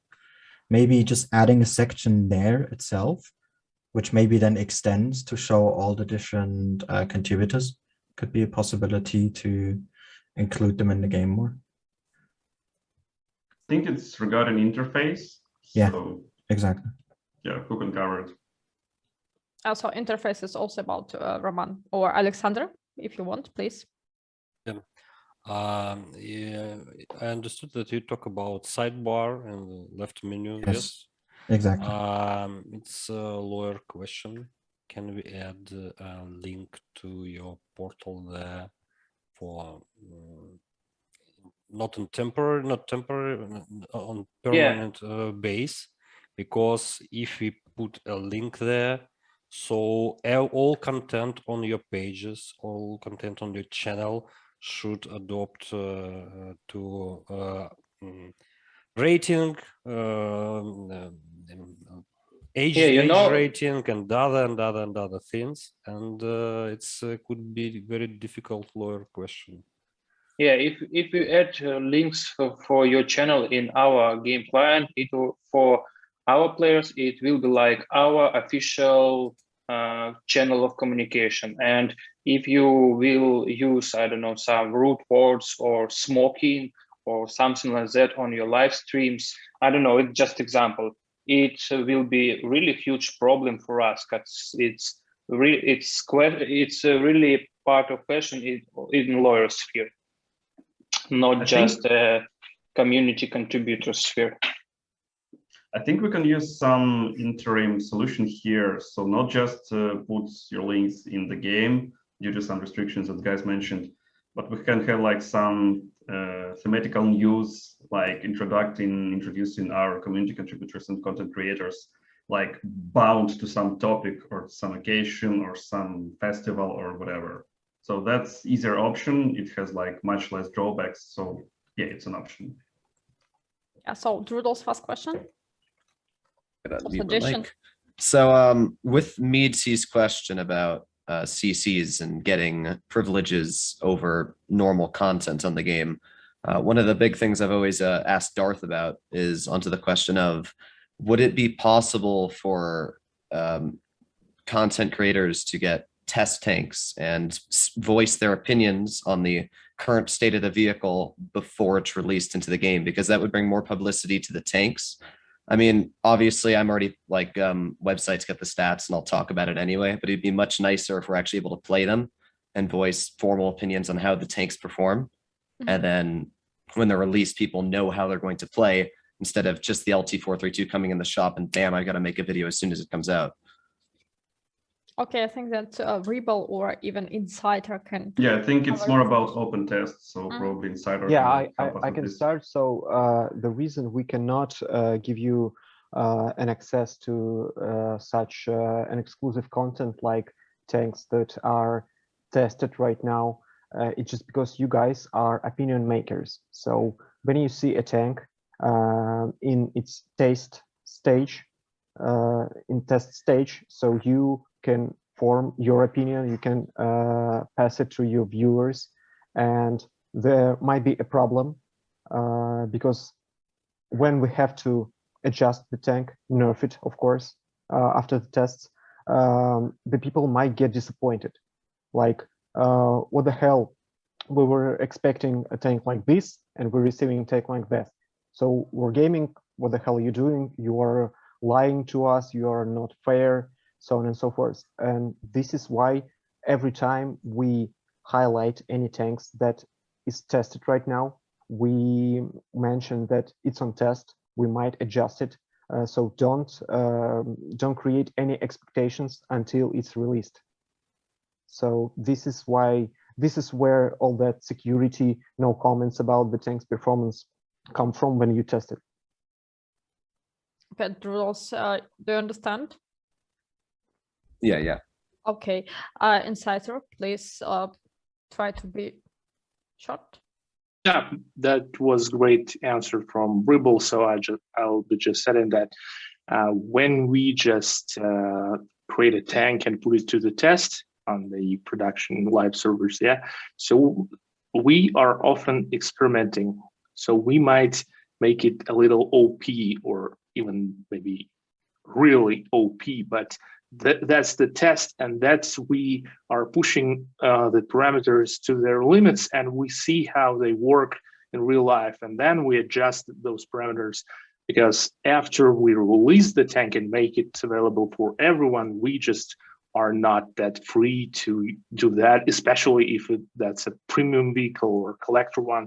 So that's why really it would be a great issue with expectations from the tank.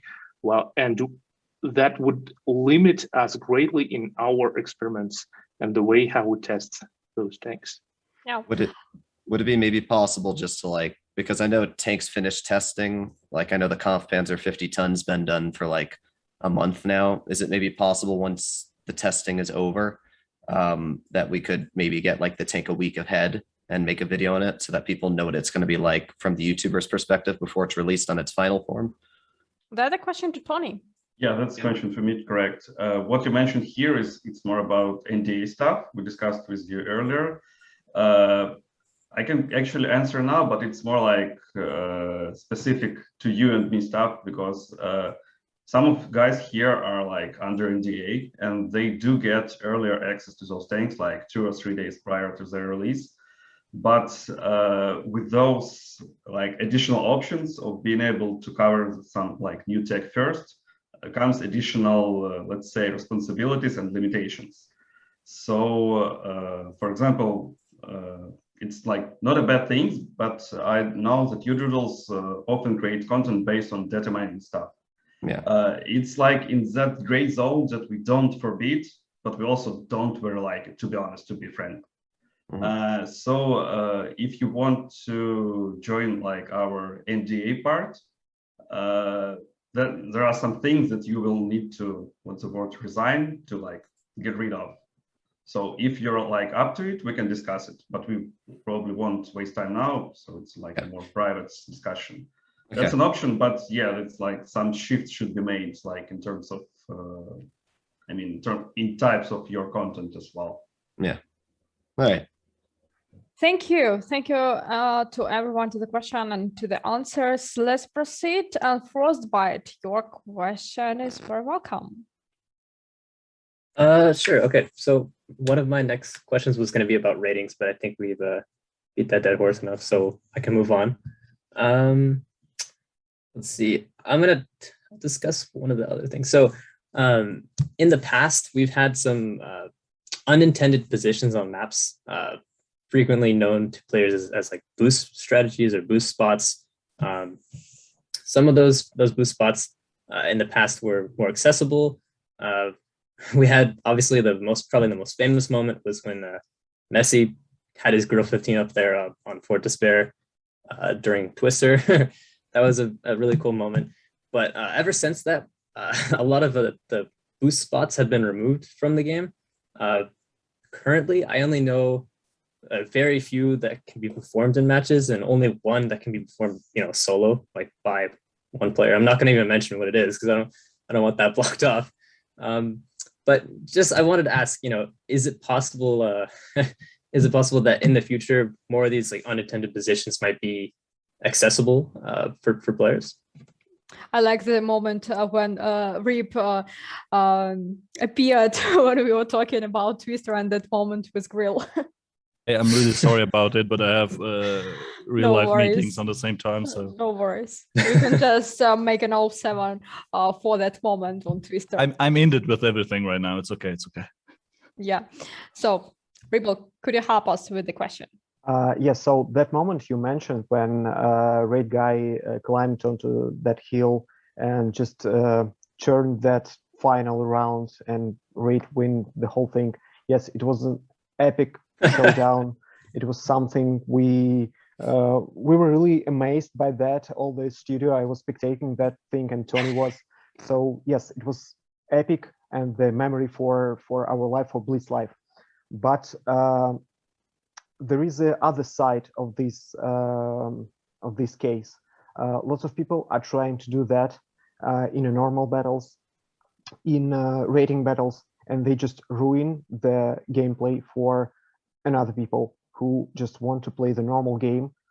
They fight for win, and that's it. So this is where we have to find a solution that suits for majority of players. So, and we would rather remove that option to make such performance possible in order to keep the gameplay the way it should be, because we don't want our players to fool around on our maps during the normal matches. It's absolutely okay when you guys prepare such tactics for online championship or offline championship, no matter, because it's your common decision. You all understand what you're doing. You understand what may go wrong and what the result will be. But in normal battles, it doesn't work. And this is why you have to focus our our actions concerning random battles.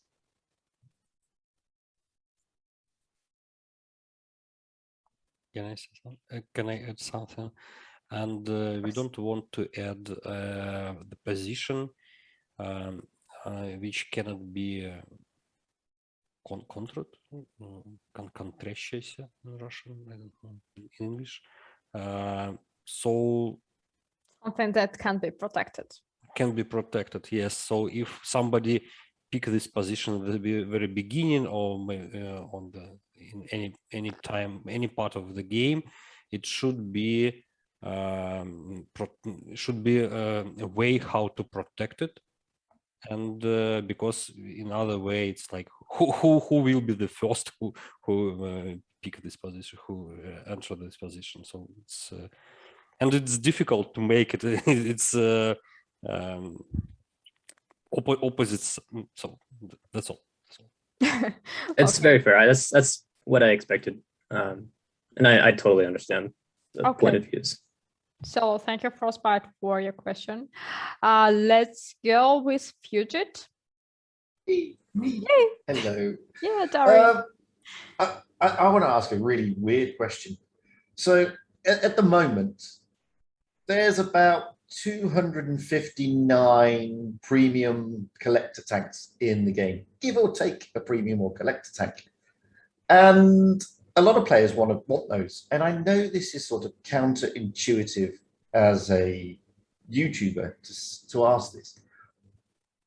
These are great revenue sources and people want them, but would Wargaming ever consider a sort of, I don't know, a rental system or a try before you buy to allow, not in normal game mode, so, you know, you could spend a bit of gold or a bit of real life money to take a tank out that is either going to come in as a premium tank for sale in a training room or something like that, to see if it matches what your style of gameplay is before you outlay the cash to buy it outright. Okay, so the question is understandable, and Dmitry will answer about rental tanks. So let's go. Not a weird question. That's a question that we hear quite often, and we also discussed it from many times in our company, and we don't have some common solution for that. The most general thing is that I lost my thought. What was it about? Yeah, that's different tanks require different time to learn it, to understand how to play it, and the first impression that you can have while playing a tank for 5, 10, or even 50 battles can be wrong, and can lead to wrong decision, wrong conclusion, and wrong opinion that someone can spread to the audience. And that is the main reason why we don't do that. But still, we're thinking about it, and we don't исключаем when we don't exclude it from the future. Yeah, I mean, one of the main reasons I ask is I get quite a lot of free-to-play players saying they'd love to be able to play these tanks, but because they're free-to-play, they're not prepared to outlay that amount of cash there and then. They'd like to get a feel of the tank first. And that's really what I'm sort of trying to look at, because not every player in the game, and I'm not saying that it's majority, but there is a large proportion of the game that really is free to play, and they would probably be more willing to spend a few euros, dollars, rubles, like they do for the battle pass, to play some of these tanks in real. I mean, the battle pass is a great success because of the cost of the battle pass and for what it gives you. And it's not just about the tanks that come with the battle pass, it's all the added extras. So, and some free-to-play players will drop that cash for the battle pass, and they may be able to do the same thing or be more open to drop some small amount of cash to try out premium or collector tanks before they consider the initial outlay. That's the sort of angle I'm coming at from some of the questions I get asked to me as a CC from some of the people. Very important question. CC as a content creator or community contributor? Community contributor. Sorry, that one. Yeah, that one. Yeah. We need to come up with new wording. Yeah. So Tony, that's your job. Dmitry, do you have anything to add? That's a controversial question. Will it have positive effect for us? Will the players become more open? More open, and will the players will want to buy the tank or not? So that's a question. So you said that the battle pass was a big push for it to let free-to-play gamers have some tanks for a really small amount of money, and we continue developing, continue improving this feature.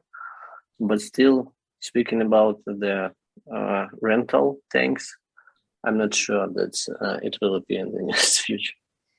Yes, so, fair enough, right? And should I mention that for free-to-play players, we have a lot of events, a lot of activities where you can receive free stuff, resources, and even free premium or collector tanks. So we do our best to give some variety and give a lot of opportunities for free-to-play players. So I think they should not be offended because we really give a lot of stuff.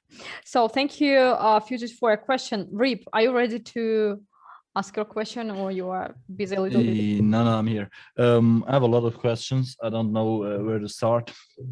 Let's talk. I mean, it's something that I think a lot of people are complaining about it. It's about balancing a special on level 7. Because I know that it's hard to balance a game, because there are some tanks that are stronger and other they are harder to drive, but they are 2 tanks like Cold Smasher and Annihilator. Is planned in future to balance there something? I mean, we could say right now, yeah, it's funny and hard to play versus them and stuff like that, but at the end, I think a special level 7 is really, really hard balanced. Is there any change in the future, or what's going on there? Alexander, it's your question. Yes, I'll answer in Russian, I think. Okay, I'm in. Я согласен, что этот левел немного разбалансирован. Давай по кусочкам, по чуть-чуть, потому что сложно будет. So Alexander says that he agrees that tier 7 is a bit out of balance comparing to other tiers. That's what we agree upon. Я даже знаю пару танков, которые мне очень хотелось бы забалансировать со всеми остальными. There are a couple tanks that Alexander personally wants to, let's put it directly, nerf a bit, but... Но как только я поправлю того же уничтожителя, я думаю, вы первые скажете, что я понерфил прям танк. But as soon as we do it, we suppose that you guys will be the first to tell that, come on guys, you're nerfing premium tanks. Ruby's not agreed. No, absolutely not. Да, ну и все-таки не хотелось бы создавать такого прецедента. Но мы думаем, и решения пока четкого нет. Мы пытаемся найти другие способы уменьшить влияние этих танков на бой. So to put it maybe a bit more direct than Alexander said, but we do see the problem with these two tanks, and we are looking for solutions that are not as direct as just nerfing them. But we see it, and we are working on it. And yeah, we'll see how it works out. Yeah, and I would add that these two tanks were a great example for us. Was a great lesson for us. So thank you for your feedback when we were releasing these tanks. I'm fine with it, and I know it's hard, and I know there are some regulations. Do you have these things? I have them both, okay, but I never played them because I'm a person. If I say they are not nerfed, I'm not the guy who played them on the same time. Okay, but you don't judge these tanks without even trying them. No, that's not right. I have 30 battles on the Smasher, 4 videos for testing them, and that's done. Okay, I see. So thank you. I think that I'm an experienced player after 50k battles that I also can judge a tank without driving it by myself. I just have to go on Blitz stars and check the stats from an average player, and that's the answer, you know. Of course. So Alexander, we have something to add, right? How do you know that the player is an average? Because if you take the statistics, you have players from 55% to 65. That means that you have them on a nearly level. But they could be not average players. They could be very skilled players. Yeah, you can watch how many players are playing them. If a tank is playing a lot, there are 2 reasons. It's funny or it's really strong. Yeah, I wasn't. It wasn't comment about the Smasher or about the Destroyer, but in general, when you see the statistics of a tank on some resource, you can't say that it's an average statistic on the tank. It's the statistics of certain group of players, which in sometimes, in some cases, this group is very different to the average, real average player of a World of Tanks Blitz.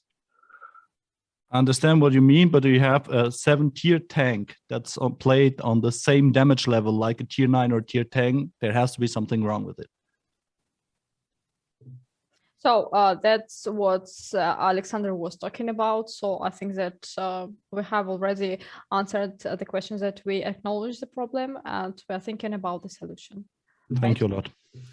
Yeah, thank you. But Alexander, now you have option when you want to nerf these tanks, you can just say, it's Rip says it's no I'm okay problem. with it. I'm okay with it. Support from our okay, I'm safe in Switzerland. It's okay. At least one influencer will be okay and won't for this topic in his video. Yeah. So thank you, Rip, one more time for a question and for your fair opinion. Amanat, let's go with you.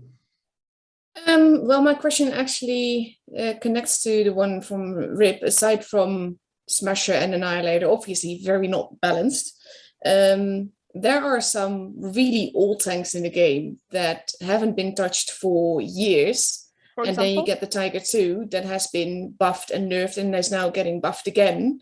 It would be nice, like I like what they're doing with the AMX now, it's getting some love, but if that would happen in other tanks as well, and not just tier 10, because I know that Wargaming changes the meta in tier 10 every now and again to make people do different things and everything, and it would just be nice to see that's happening in other tiers as well.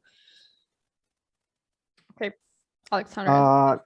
I'm ready to answer. Maybe Alexander would add something. So a couple of days ago, we introduced a new approach of balancing tanks. So it was a really long wall of text. I hope, guys, that you went through it and got it.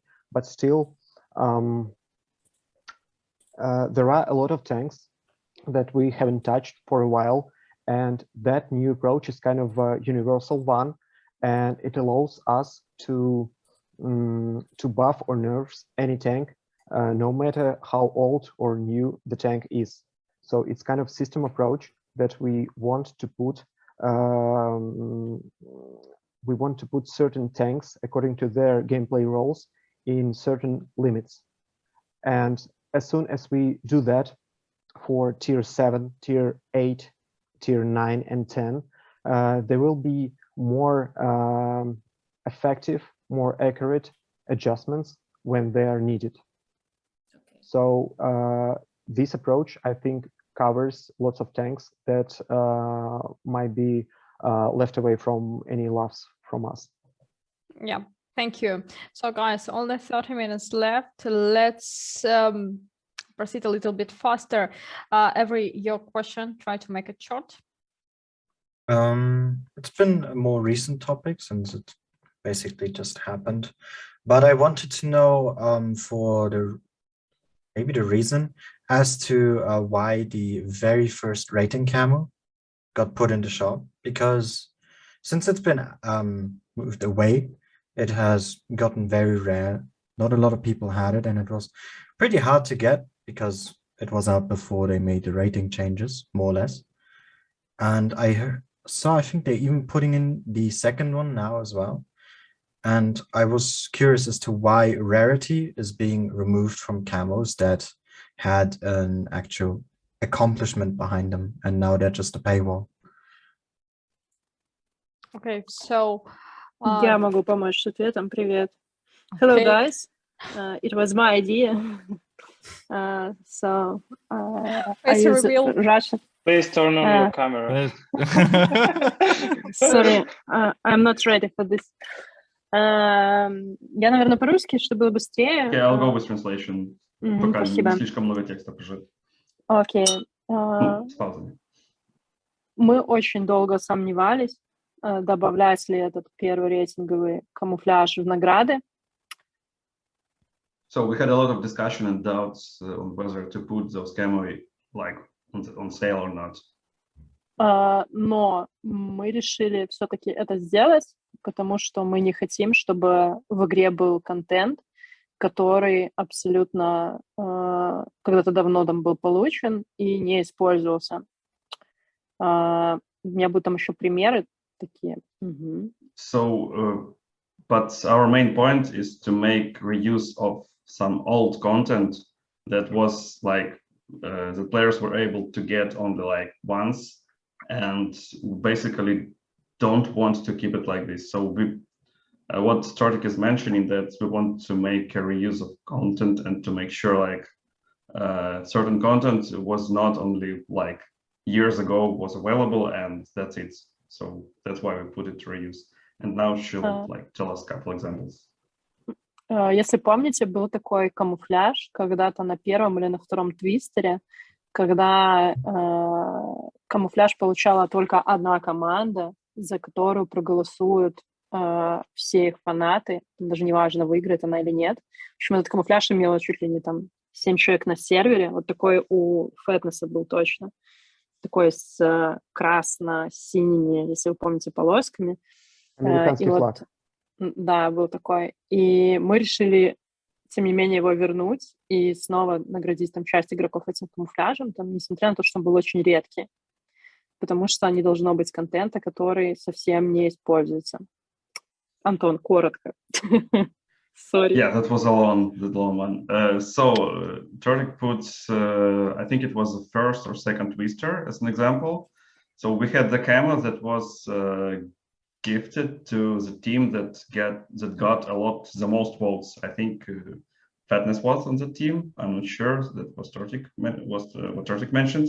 So so basically at that moment only like 7 people got that camo, and like several years later we still decided to make it available again because it's, let's say, it's our approach, so that there is no content that's it's like so exclusive that like only you can get it only once, only like 7 years ago, and that's it.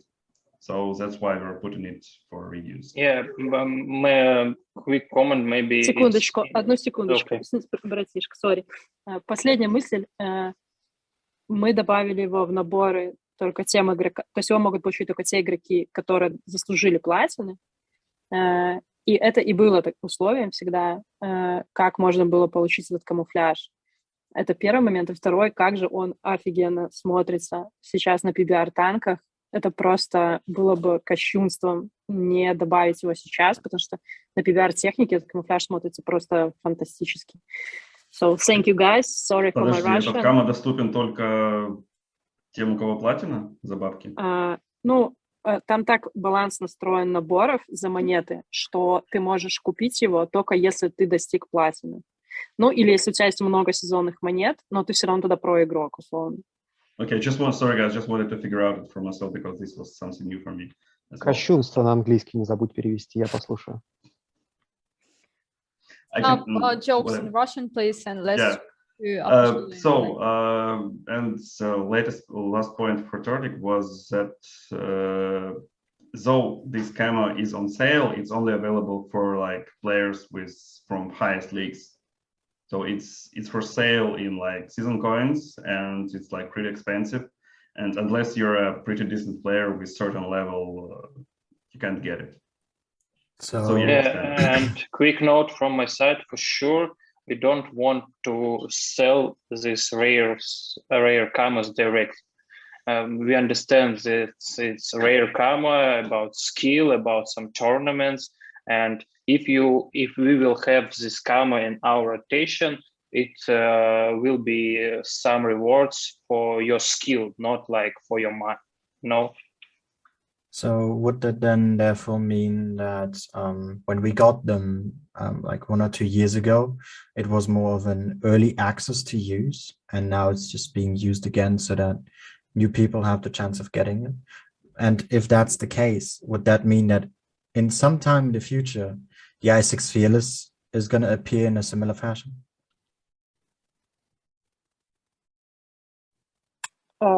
Как награда за скилловые ивенты вполне. Yeah, why not? It can be like a reward for some, I don't know, events which will skill based or something like this. You know, our Fearless E6, yep, it's a great example because it was really a rare tank, and like only maybe 100 people had it like years.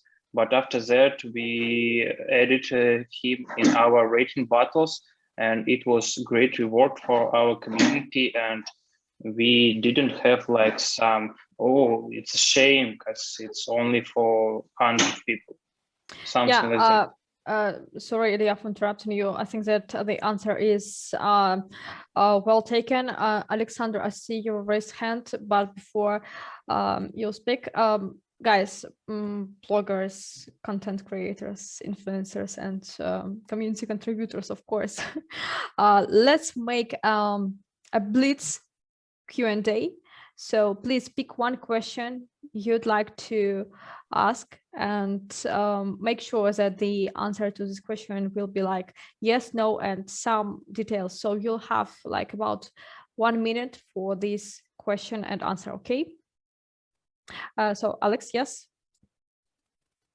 Yeah, thank you, Alexandra. So just a quick note from Tortik that this camo that we put in the event, you can get only, so the game design was balanced in such way that you can get this only if you in platina or something, and before you could get this camo too if you were only in platina. So it means that we don't want to give this this type of content for every player, right? But if you are a skilled player, and you didn't have a chance to get this camo before, and you are platina now, so why not? Yeah, maybe thank you. Yeah. Thank you. Thank you, Alexander, for your remark. So, guys, please Q&A. Just 20 minutes left. So, who is ready to ask fast and furious question? Rip, of course. We have on the European YouTube community, we have a lot of problems with leaks from other YouTubers. Are you working on that, and do you have any solution? Because on the moment, if you are CC or NDA, you're not allowed to do very important stuff for YouTube. Are you working on that, and is there any solution? Yep. So I think Insider will cover the topic about leaks. Insider. Yes. Yeah, just could you repeat, please? Yes. We have on the YouTube community, there is a need to put news on an early time. But we have a lot of problems from different YouTubers who are leaking every stuff before Wargaming is doing it. For us as community contributors, it's not a good situation. Is there any solution, and are you working? I see. So that's probably for Tony, not for me. Then just that's the NDA policy. I thought that you can just explain a little bit about leaks. So how is it possible? Just so probably data, yeah, about technical part of leaks, I think. So you want me guys to explain how information I can answer the second part of the question. Yeah, so there are some ways to get the content from when the game resources are uploaded to our CDN services prior to the release. Yeah, so to be available for Android client, for especially Chinese one. So the data can be just exposed, and some guys can actually leak those data and data mine and open up the resources, the game files.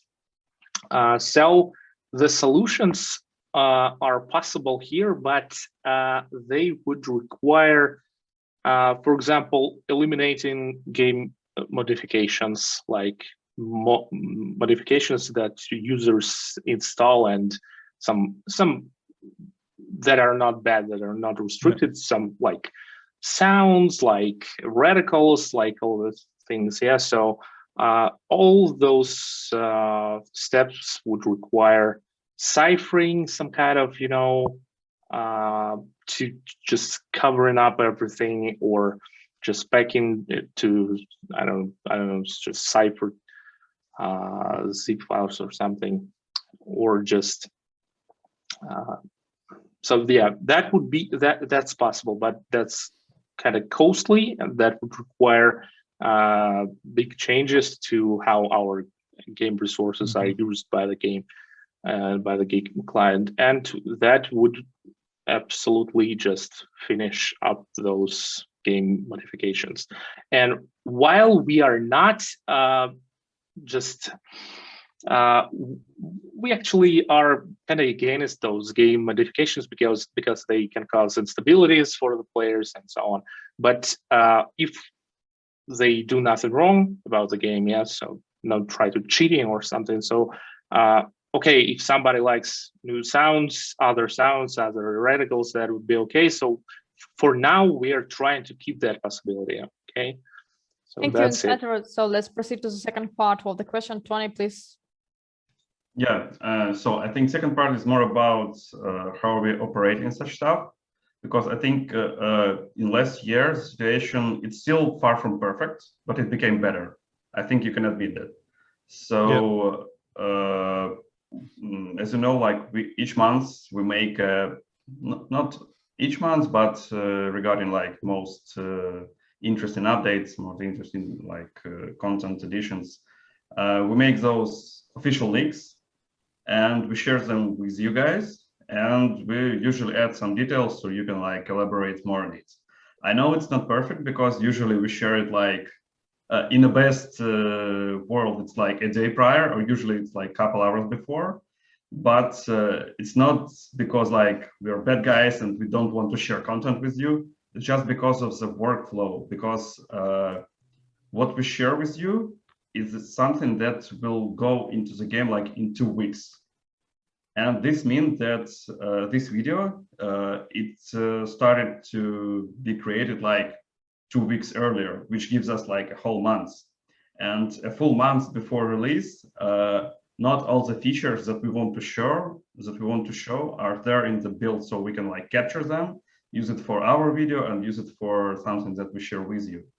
So yeah, we're trying to make it like real fast as we can, as fast as features are delivered into the build and video team is able to capture it. but it always like done in the last moment. And as soon as I get it, I share it with you guys. If we could do it earlier, sometimes like we can do it like a day prior. If it like everything works out perfectly, we do it like a bit earlier. But sometimes, yeah, it's still a space for improvement. But for now, it's like it is what it is. Tony, you will pay for extra minutes. Oh, sorry. Just a couple, 2 words that are real quick, not tech things, but we're going in future to take measures legally against the violators. Some more serious stuff about that in the future. Thank you a lot. Thank you. Jack, short question. Right, I'll make it really short. So, are we expecting Wargaming to increase any price pool in the future for tournaments and also maybe in-game special prizes next year? So, tournament price pool, Dmitry, can you answer the question, please? I guess a Rebel Stripe can answer better. Okay. Okay, I'll take it. So we believe that increasing the prize pool for any tournament, no matter what, are we talking about quick tournament or even Blitz Tuesday Cup or Blitz Cup, it's not about the prizes. So there is no direct connection between the prize pool and the interest that such tournaments can cause. So we really think about making our tournaments more interesting, more amazing, more spectacular, but not with such simple and not every way always right decision like just increasing the prize pools. Thank you, Rebel Stripe. Let's go. Hasamat, your Blitz question. As Rebel's personal unofficial secretary for test program, I have a question concerning it. Are you thinking... I didn't give you that title. I have thought about testing, so if there is a new texture line, testing more than the tier X tank. So test perhaps for tier 8 and 9 tank too. Okay, got it. So we give you guys those tanks that we really need to be tested on our live server, because if we add more tanks to the test program, it will really extend our production cycle. So in this case, because if we release a tank on live server to be tested, it has to be completely ready for being released, just like in next update. This is why we have super test internal one, where we don't need to follow those obey those requirements. And so if we will test a new tech line and give you tier 7, tier 8, tier 9, among with tier 10, it will cause that we will release 1 or maybe 2 lines per year, not 2 or 3. But you see also that in most cases, mainly the tier 9 tank is a little bit too strong the last times. Those are issues we are ready to deal with if we need. So that's this question section. No extra questions. Sorry, Hasamat. Just so few time left. Future, your this question, please. Future, we cannot hear you. Yeah. Really simple one. Sorry. It's like this. There's a lot of interest when you, the Wargaming staff, and us, the content creators, get together and do little events, like little tournaments and stuff, and do them on a live stream. Are you going to do more of them? And if so, when? Tony. Sure. Like, short answer is yes. So I think it like can be multiple activities, including like even some of us like from community team or for dev team coming to your streams, like chatting, coffee chat at Fugit's channel, for example. So yeah, it can be an option obviously. Here, feel free to be proactive in here. So if you have some ideas or you want to invite someone to a stream or to activity, just go ahead. We can do it, no problem. I know that Roman wants to join your live streams very much, so feel free to make a request. If we had some tournaments like bloggers versus dev team, I'll find Royal Fatness on the battleground. Oh. That will be the last thing you'll see on the battlefield, mate. Yeah. Maybe. So, Alex, you have something to say? Yeah. I just wanted to say that, guys, please make sure that you're choosing the right time, because right now we have we're planning our Blitz Cup tournaments, and I think most of the participants will be super busy with this. Yeah, I think we're talking about after November. So yeah, of course, yeah. So thank you, Let's Fatness. move on, Yeah, Fatness face like Blitz Cup. What kind of Blitz Cup? Frostbite, your question, please. Yes, so I have a very simple question as well. There's a feature on PC known as the Anonymizer, which enables players to hide their username when in battle. Is there a plan for that in Blitz? And if so, when would that be implemented? Alexander is ready to answer this question. The question from year to year. Yes, we have this idea and we want to add this opportunity, but we don't know when. So stay tuned. We'll keep you posted, of course, but we're working on this idea. Fatness, your Blitz question, please.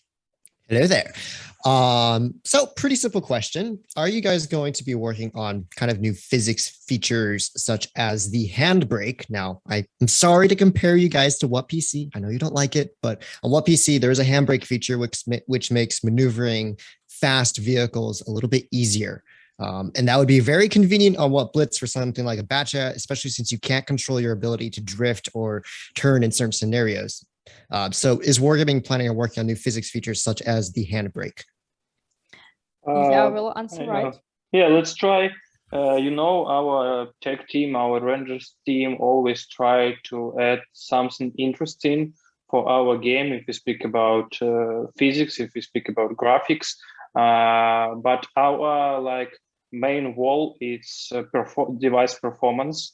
We have lots of experiments, lots of stuff inside, but sometimes we need to stop develop it because only 10% of devices want to have it because it's performance stuff.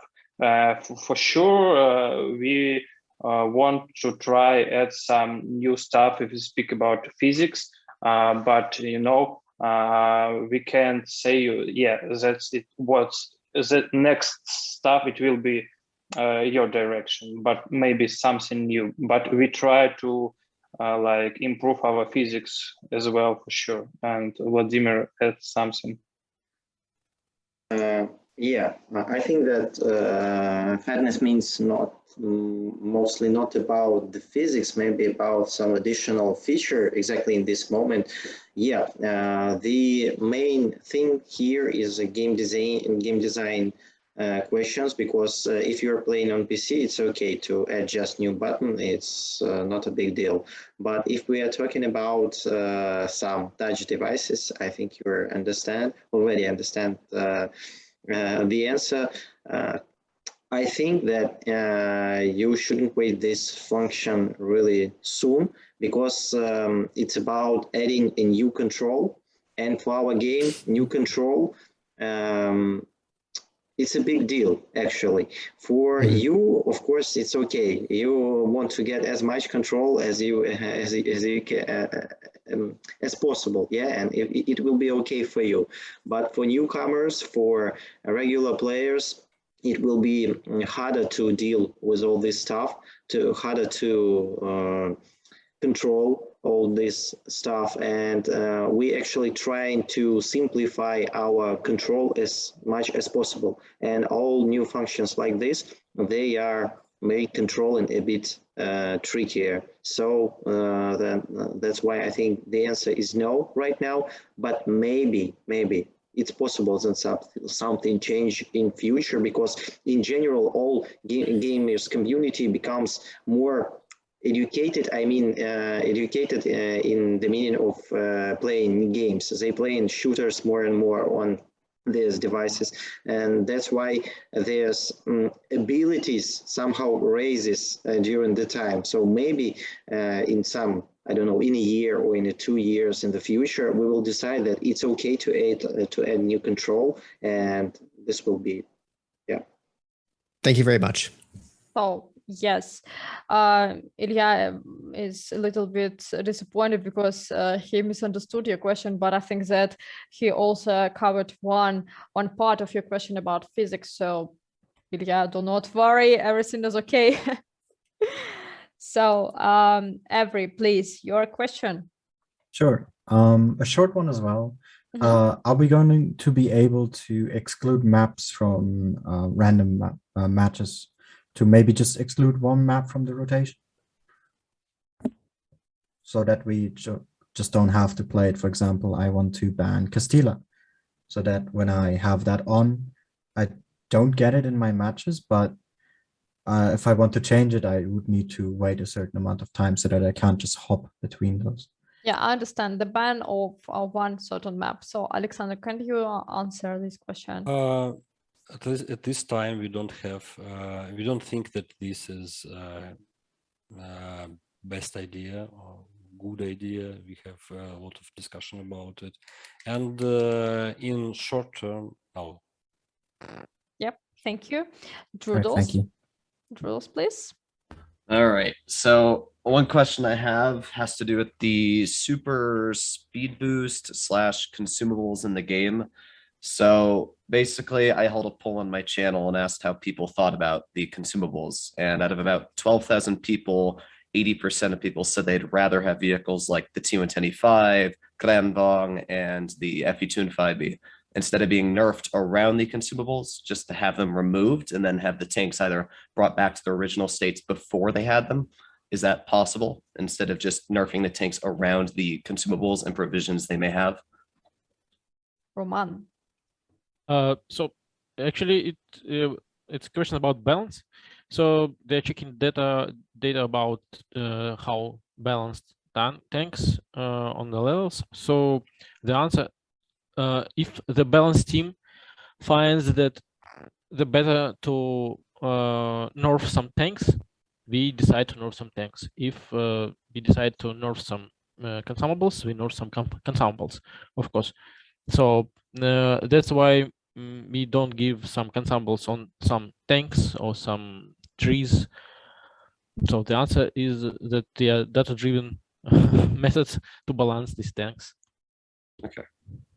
So and the reason why also the consumables is the short duration characteristics booster, and the tanks is like the permanent. So that's why sometimes it's better to nerf the tank.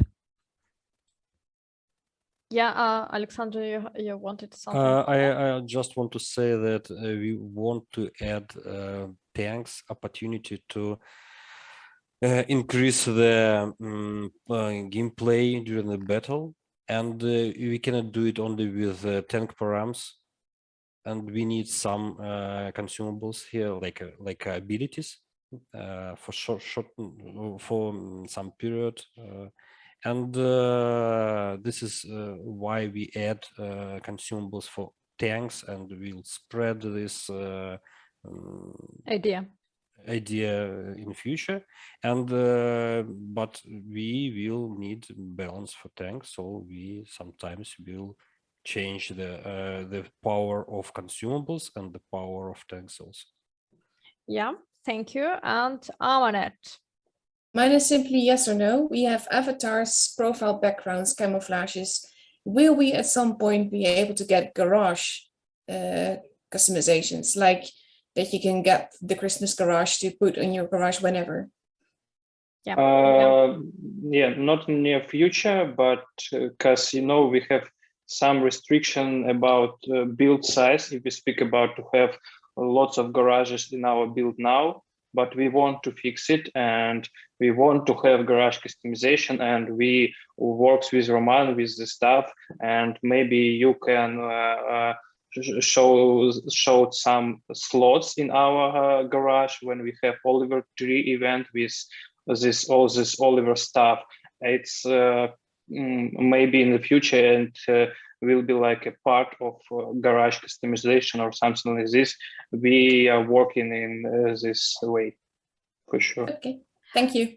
Thank you, Ilya. So guys, 3 hours are over. I see that you have asked 30 questions, and I'm talking only about full questions without these small extra additions. And it's a great result. And now I want to make a surprise maybe for our devs, but devs, maybe you have questions to our bloggers.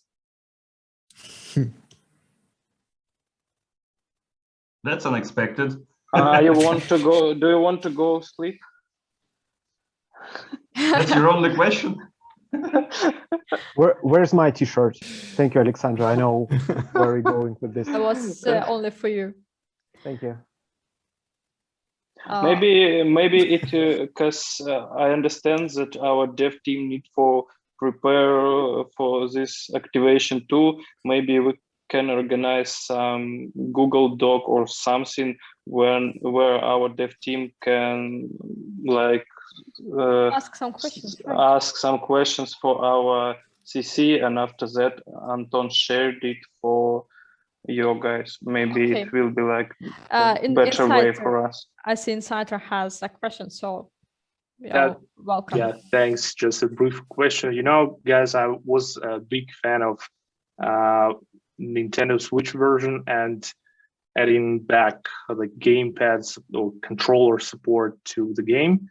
So does any one of you use a controller for playing Blitz or Nintendo Switch version? I can say I tried a video playing on controller, and I probably would have done better blindfolded. It was pretty bad. And I tried on the Switch as well. The issue is when you slightly tap the stick, it just keeps turning the camera. So that would be my biggest issue. So did you try that prior to our adding the sensitivity settings? I tried it about, I'd say, a month ago. So probably that's the most recent version. Strange enough. Thank you. And Asus ROG2, I tried it too, and it was like hard to say because the sensitivity it's hard to have the same sensitivity like if you're playing on touch. So I give it away again. That's fair enough. Yeah. So yeah. Alexander, your question, please. Fair question. Do you like our new tutorial? Oh yeah, the new tutorial I think is way better than the old one. Yeah, it's definitely much better. It's definitely an improvement for sure. I think it's definitely better. I think it could still be improved further. Like at TrankFest, we've seen these little videos about side scraping and whatnot. Stuff like that would be very useful in Blitz as well. Like if you, or like how World of Warships Blitz does it. Like if you buy a tank type or some ore tier that you've never had before, you get this little video that shows you what the tank is all about, so to speak. Yeah, I think that's a good idea because the tutorial itself is good for getting players started. You obviously don't want to overwhelm them with information such as penetration, how different ammunition types work, where to go haul down, all that stuff. You don't want to overwhelm them, but having a progressive learning system for players, I think would be helpful just to teach them as they progress up the tiers, they start getting more experience, they need to acquire new skills. And I'm not sure how you do that, but something along those lines. But the current tutorial for getting players started off is really quite good now. Thank you. Ilya, do you have a question? Yeah, but it's not my question, but it's a question from our monetization team. We have guys, such. maybe guys, you have some opinion about our new shop. Is it understandable? Is it works well? Do you understand all these bullets in our premium shop? Maybe some opinion from your side. Yes, but it glitches sometimes, and then everything is marked as unread again, and you have to scroll through everything again to get the notifications gone. Yeah, we know the issue. Yeah. I've talked with our monetization team today about this, so we'll check it. So maybe just implement a check feature, check all marked as red or something. Similar to like news notifications. That way you don't have to scroll through everything, even for avatars too, please. Understand. And add storage as well, like certificates, demos, all notifications all that in the stuff. game as well, I right? want this feature too, good. Droodles, yes. Yeah, there's in the premium shop, you guys have added like little time slider things for like the camo crates. It'll say like buy them for shards or whatever, and then like 5 seconds later it'll pop up a gold bundle over it, and then it'll go back and forth. It's pretty confusing. I mean, I was trying to buy some camo crates just to put them on my new tanks, and I had to keep waiting for it to go back to the gold one on that little timer. So that's something I'd say, just leave them as like separate bundles, so it's much easier just to navigate. You mean the one in the garage or in the shop? When you go into the premium shop, there's like bundles, and they'll like change depending after like 3 or 4 seconds. It'll be like a little slider that goes, and then it'll change the bundle thing. I mean, it's whenever I'm like trying to on a video or something talk about a tank, it'll like disappear, and I'm like, where'd it go? I think because I've talked about this as well, is maybe have it so that you can choose which one is to be at default. And also maybe one thing about those is that you can choose how many of them you want to buy, or just select it, the maximum that you can buy. Because for example, what Rule said with these containers, I tried to buy a couple as well. I bought one, and then it switched to gold, and then I had to wait for it to switch back, and I had to do that 5 times. And it's quite time consuming if you do it often. So that might be a thing as well. And one more feedback that I actually got from some clan members is that it looks a bit messy in a way, because now what you can pay for with real money and what you can pay for with gold is all over the place, or with season coins. So maybe making it possible to filter could be an opportunity, if that's not too much work, of course. I think that I can make a little spoiler for the eSport event. We will add an extra tab. So all these season coins bundles and eSport bundles, containers, etc., they will be separated from the other containers, tanks, gold bundles, whatever. So Ilya, are you satisfied with the new shop feedback, right? So I think that it's high time to say big thanks to the development team, first of all, because guys, it's the end of the hard week, and it's the third day we have summit. The previous 2 days were in Russian, and yeah, thank you so much for spending a lot of your time, and it's Friday evening. So thank you so much, and I think that it's very good experience for us to make such Q&A sessions with bloggers, with our influencers and community contributors and content creators, of course. So yeah, we'll do our best, guys, to make such sessions as often as it's possible for us. So thank you for joining our summit today. You're the best. We respect all your feedback, and we hear you. And go on, do your content. You deserve all the best. We'll see some of you really soon on our Blitz Cups. So stay healthy, wear mask, wash your hands, and play Blitz. And we'll be sharing all the materials next week, probably Tuesday or early Wednesday. Yeah. Awesome. Thank you, guys. Nice to meet you. Thanks a lot. That was Yeah, so if you have any feedback about this summit, please do not hesitate to send it to Tony, and we'll discuss, make some yes, there's always room for improvement. fixes. So yeah. Yeah. Thank you guys. Love you. Bye bye. Thank you a lot. Nice weekend. Bye. Bye. Bye. Bye. Bye. Bye, guys. Bye.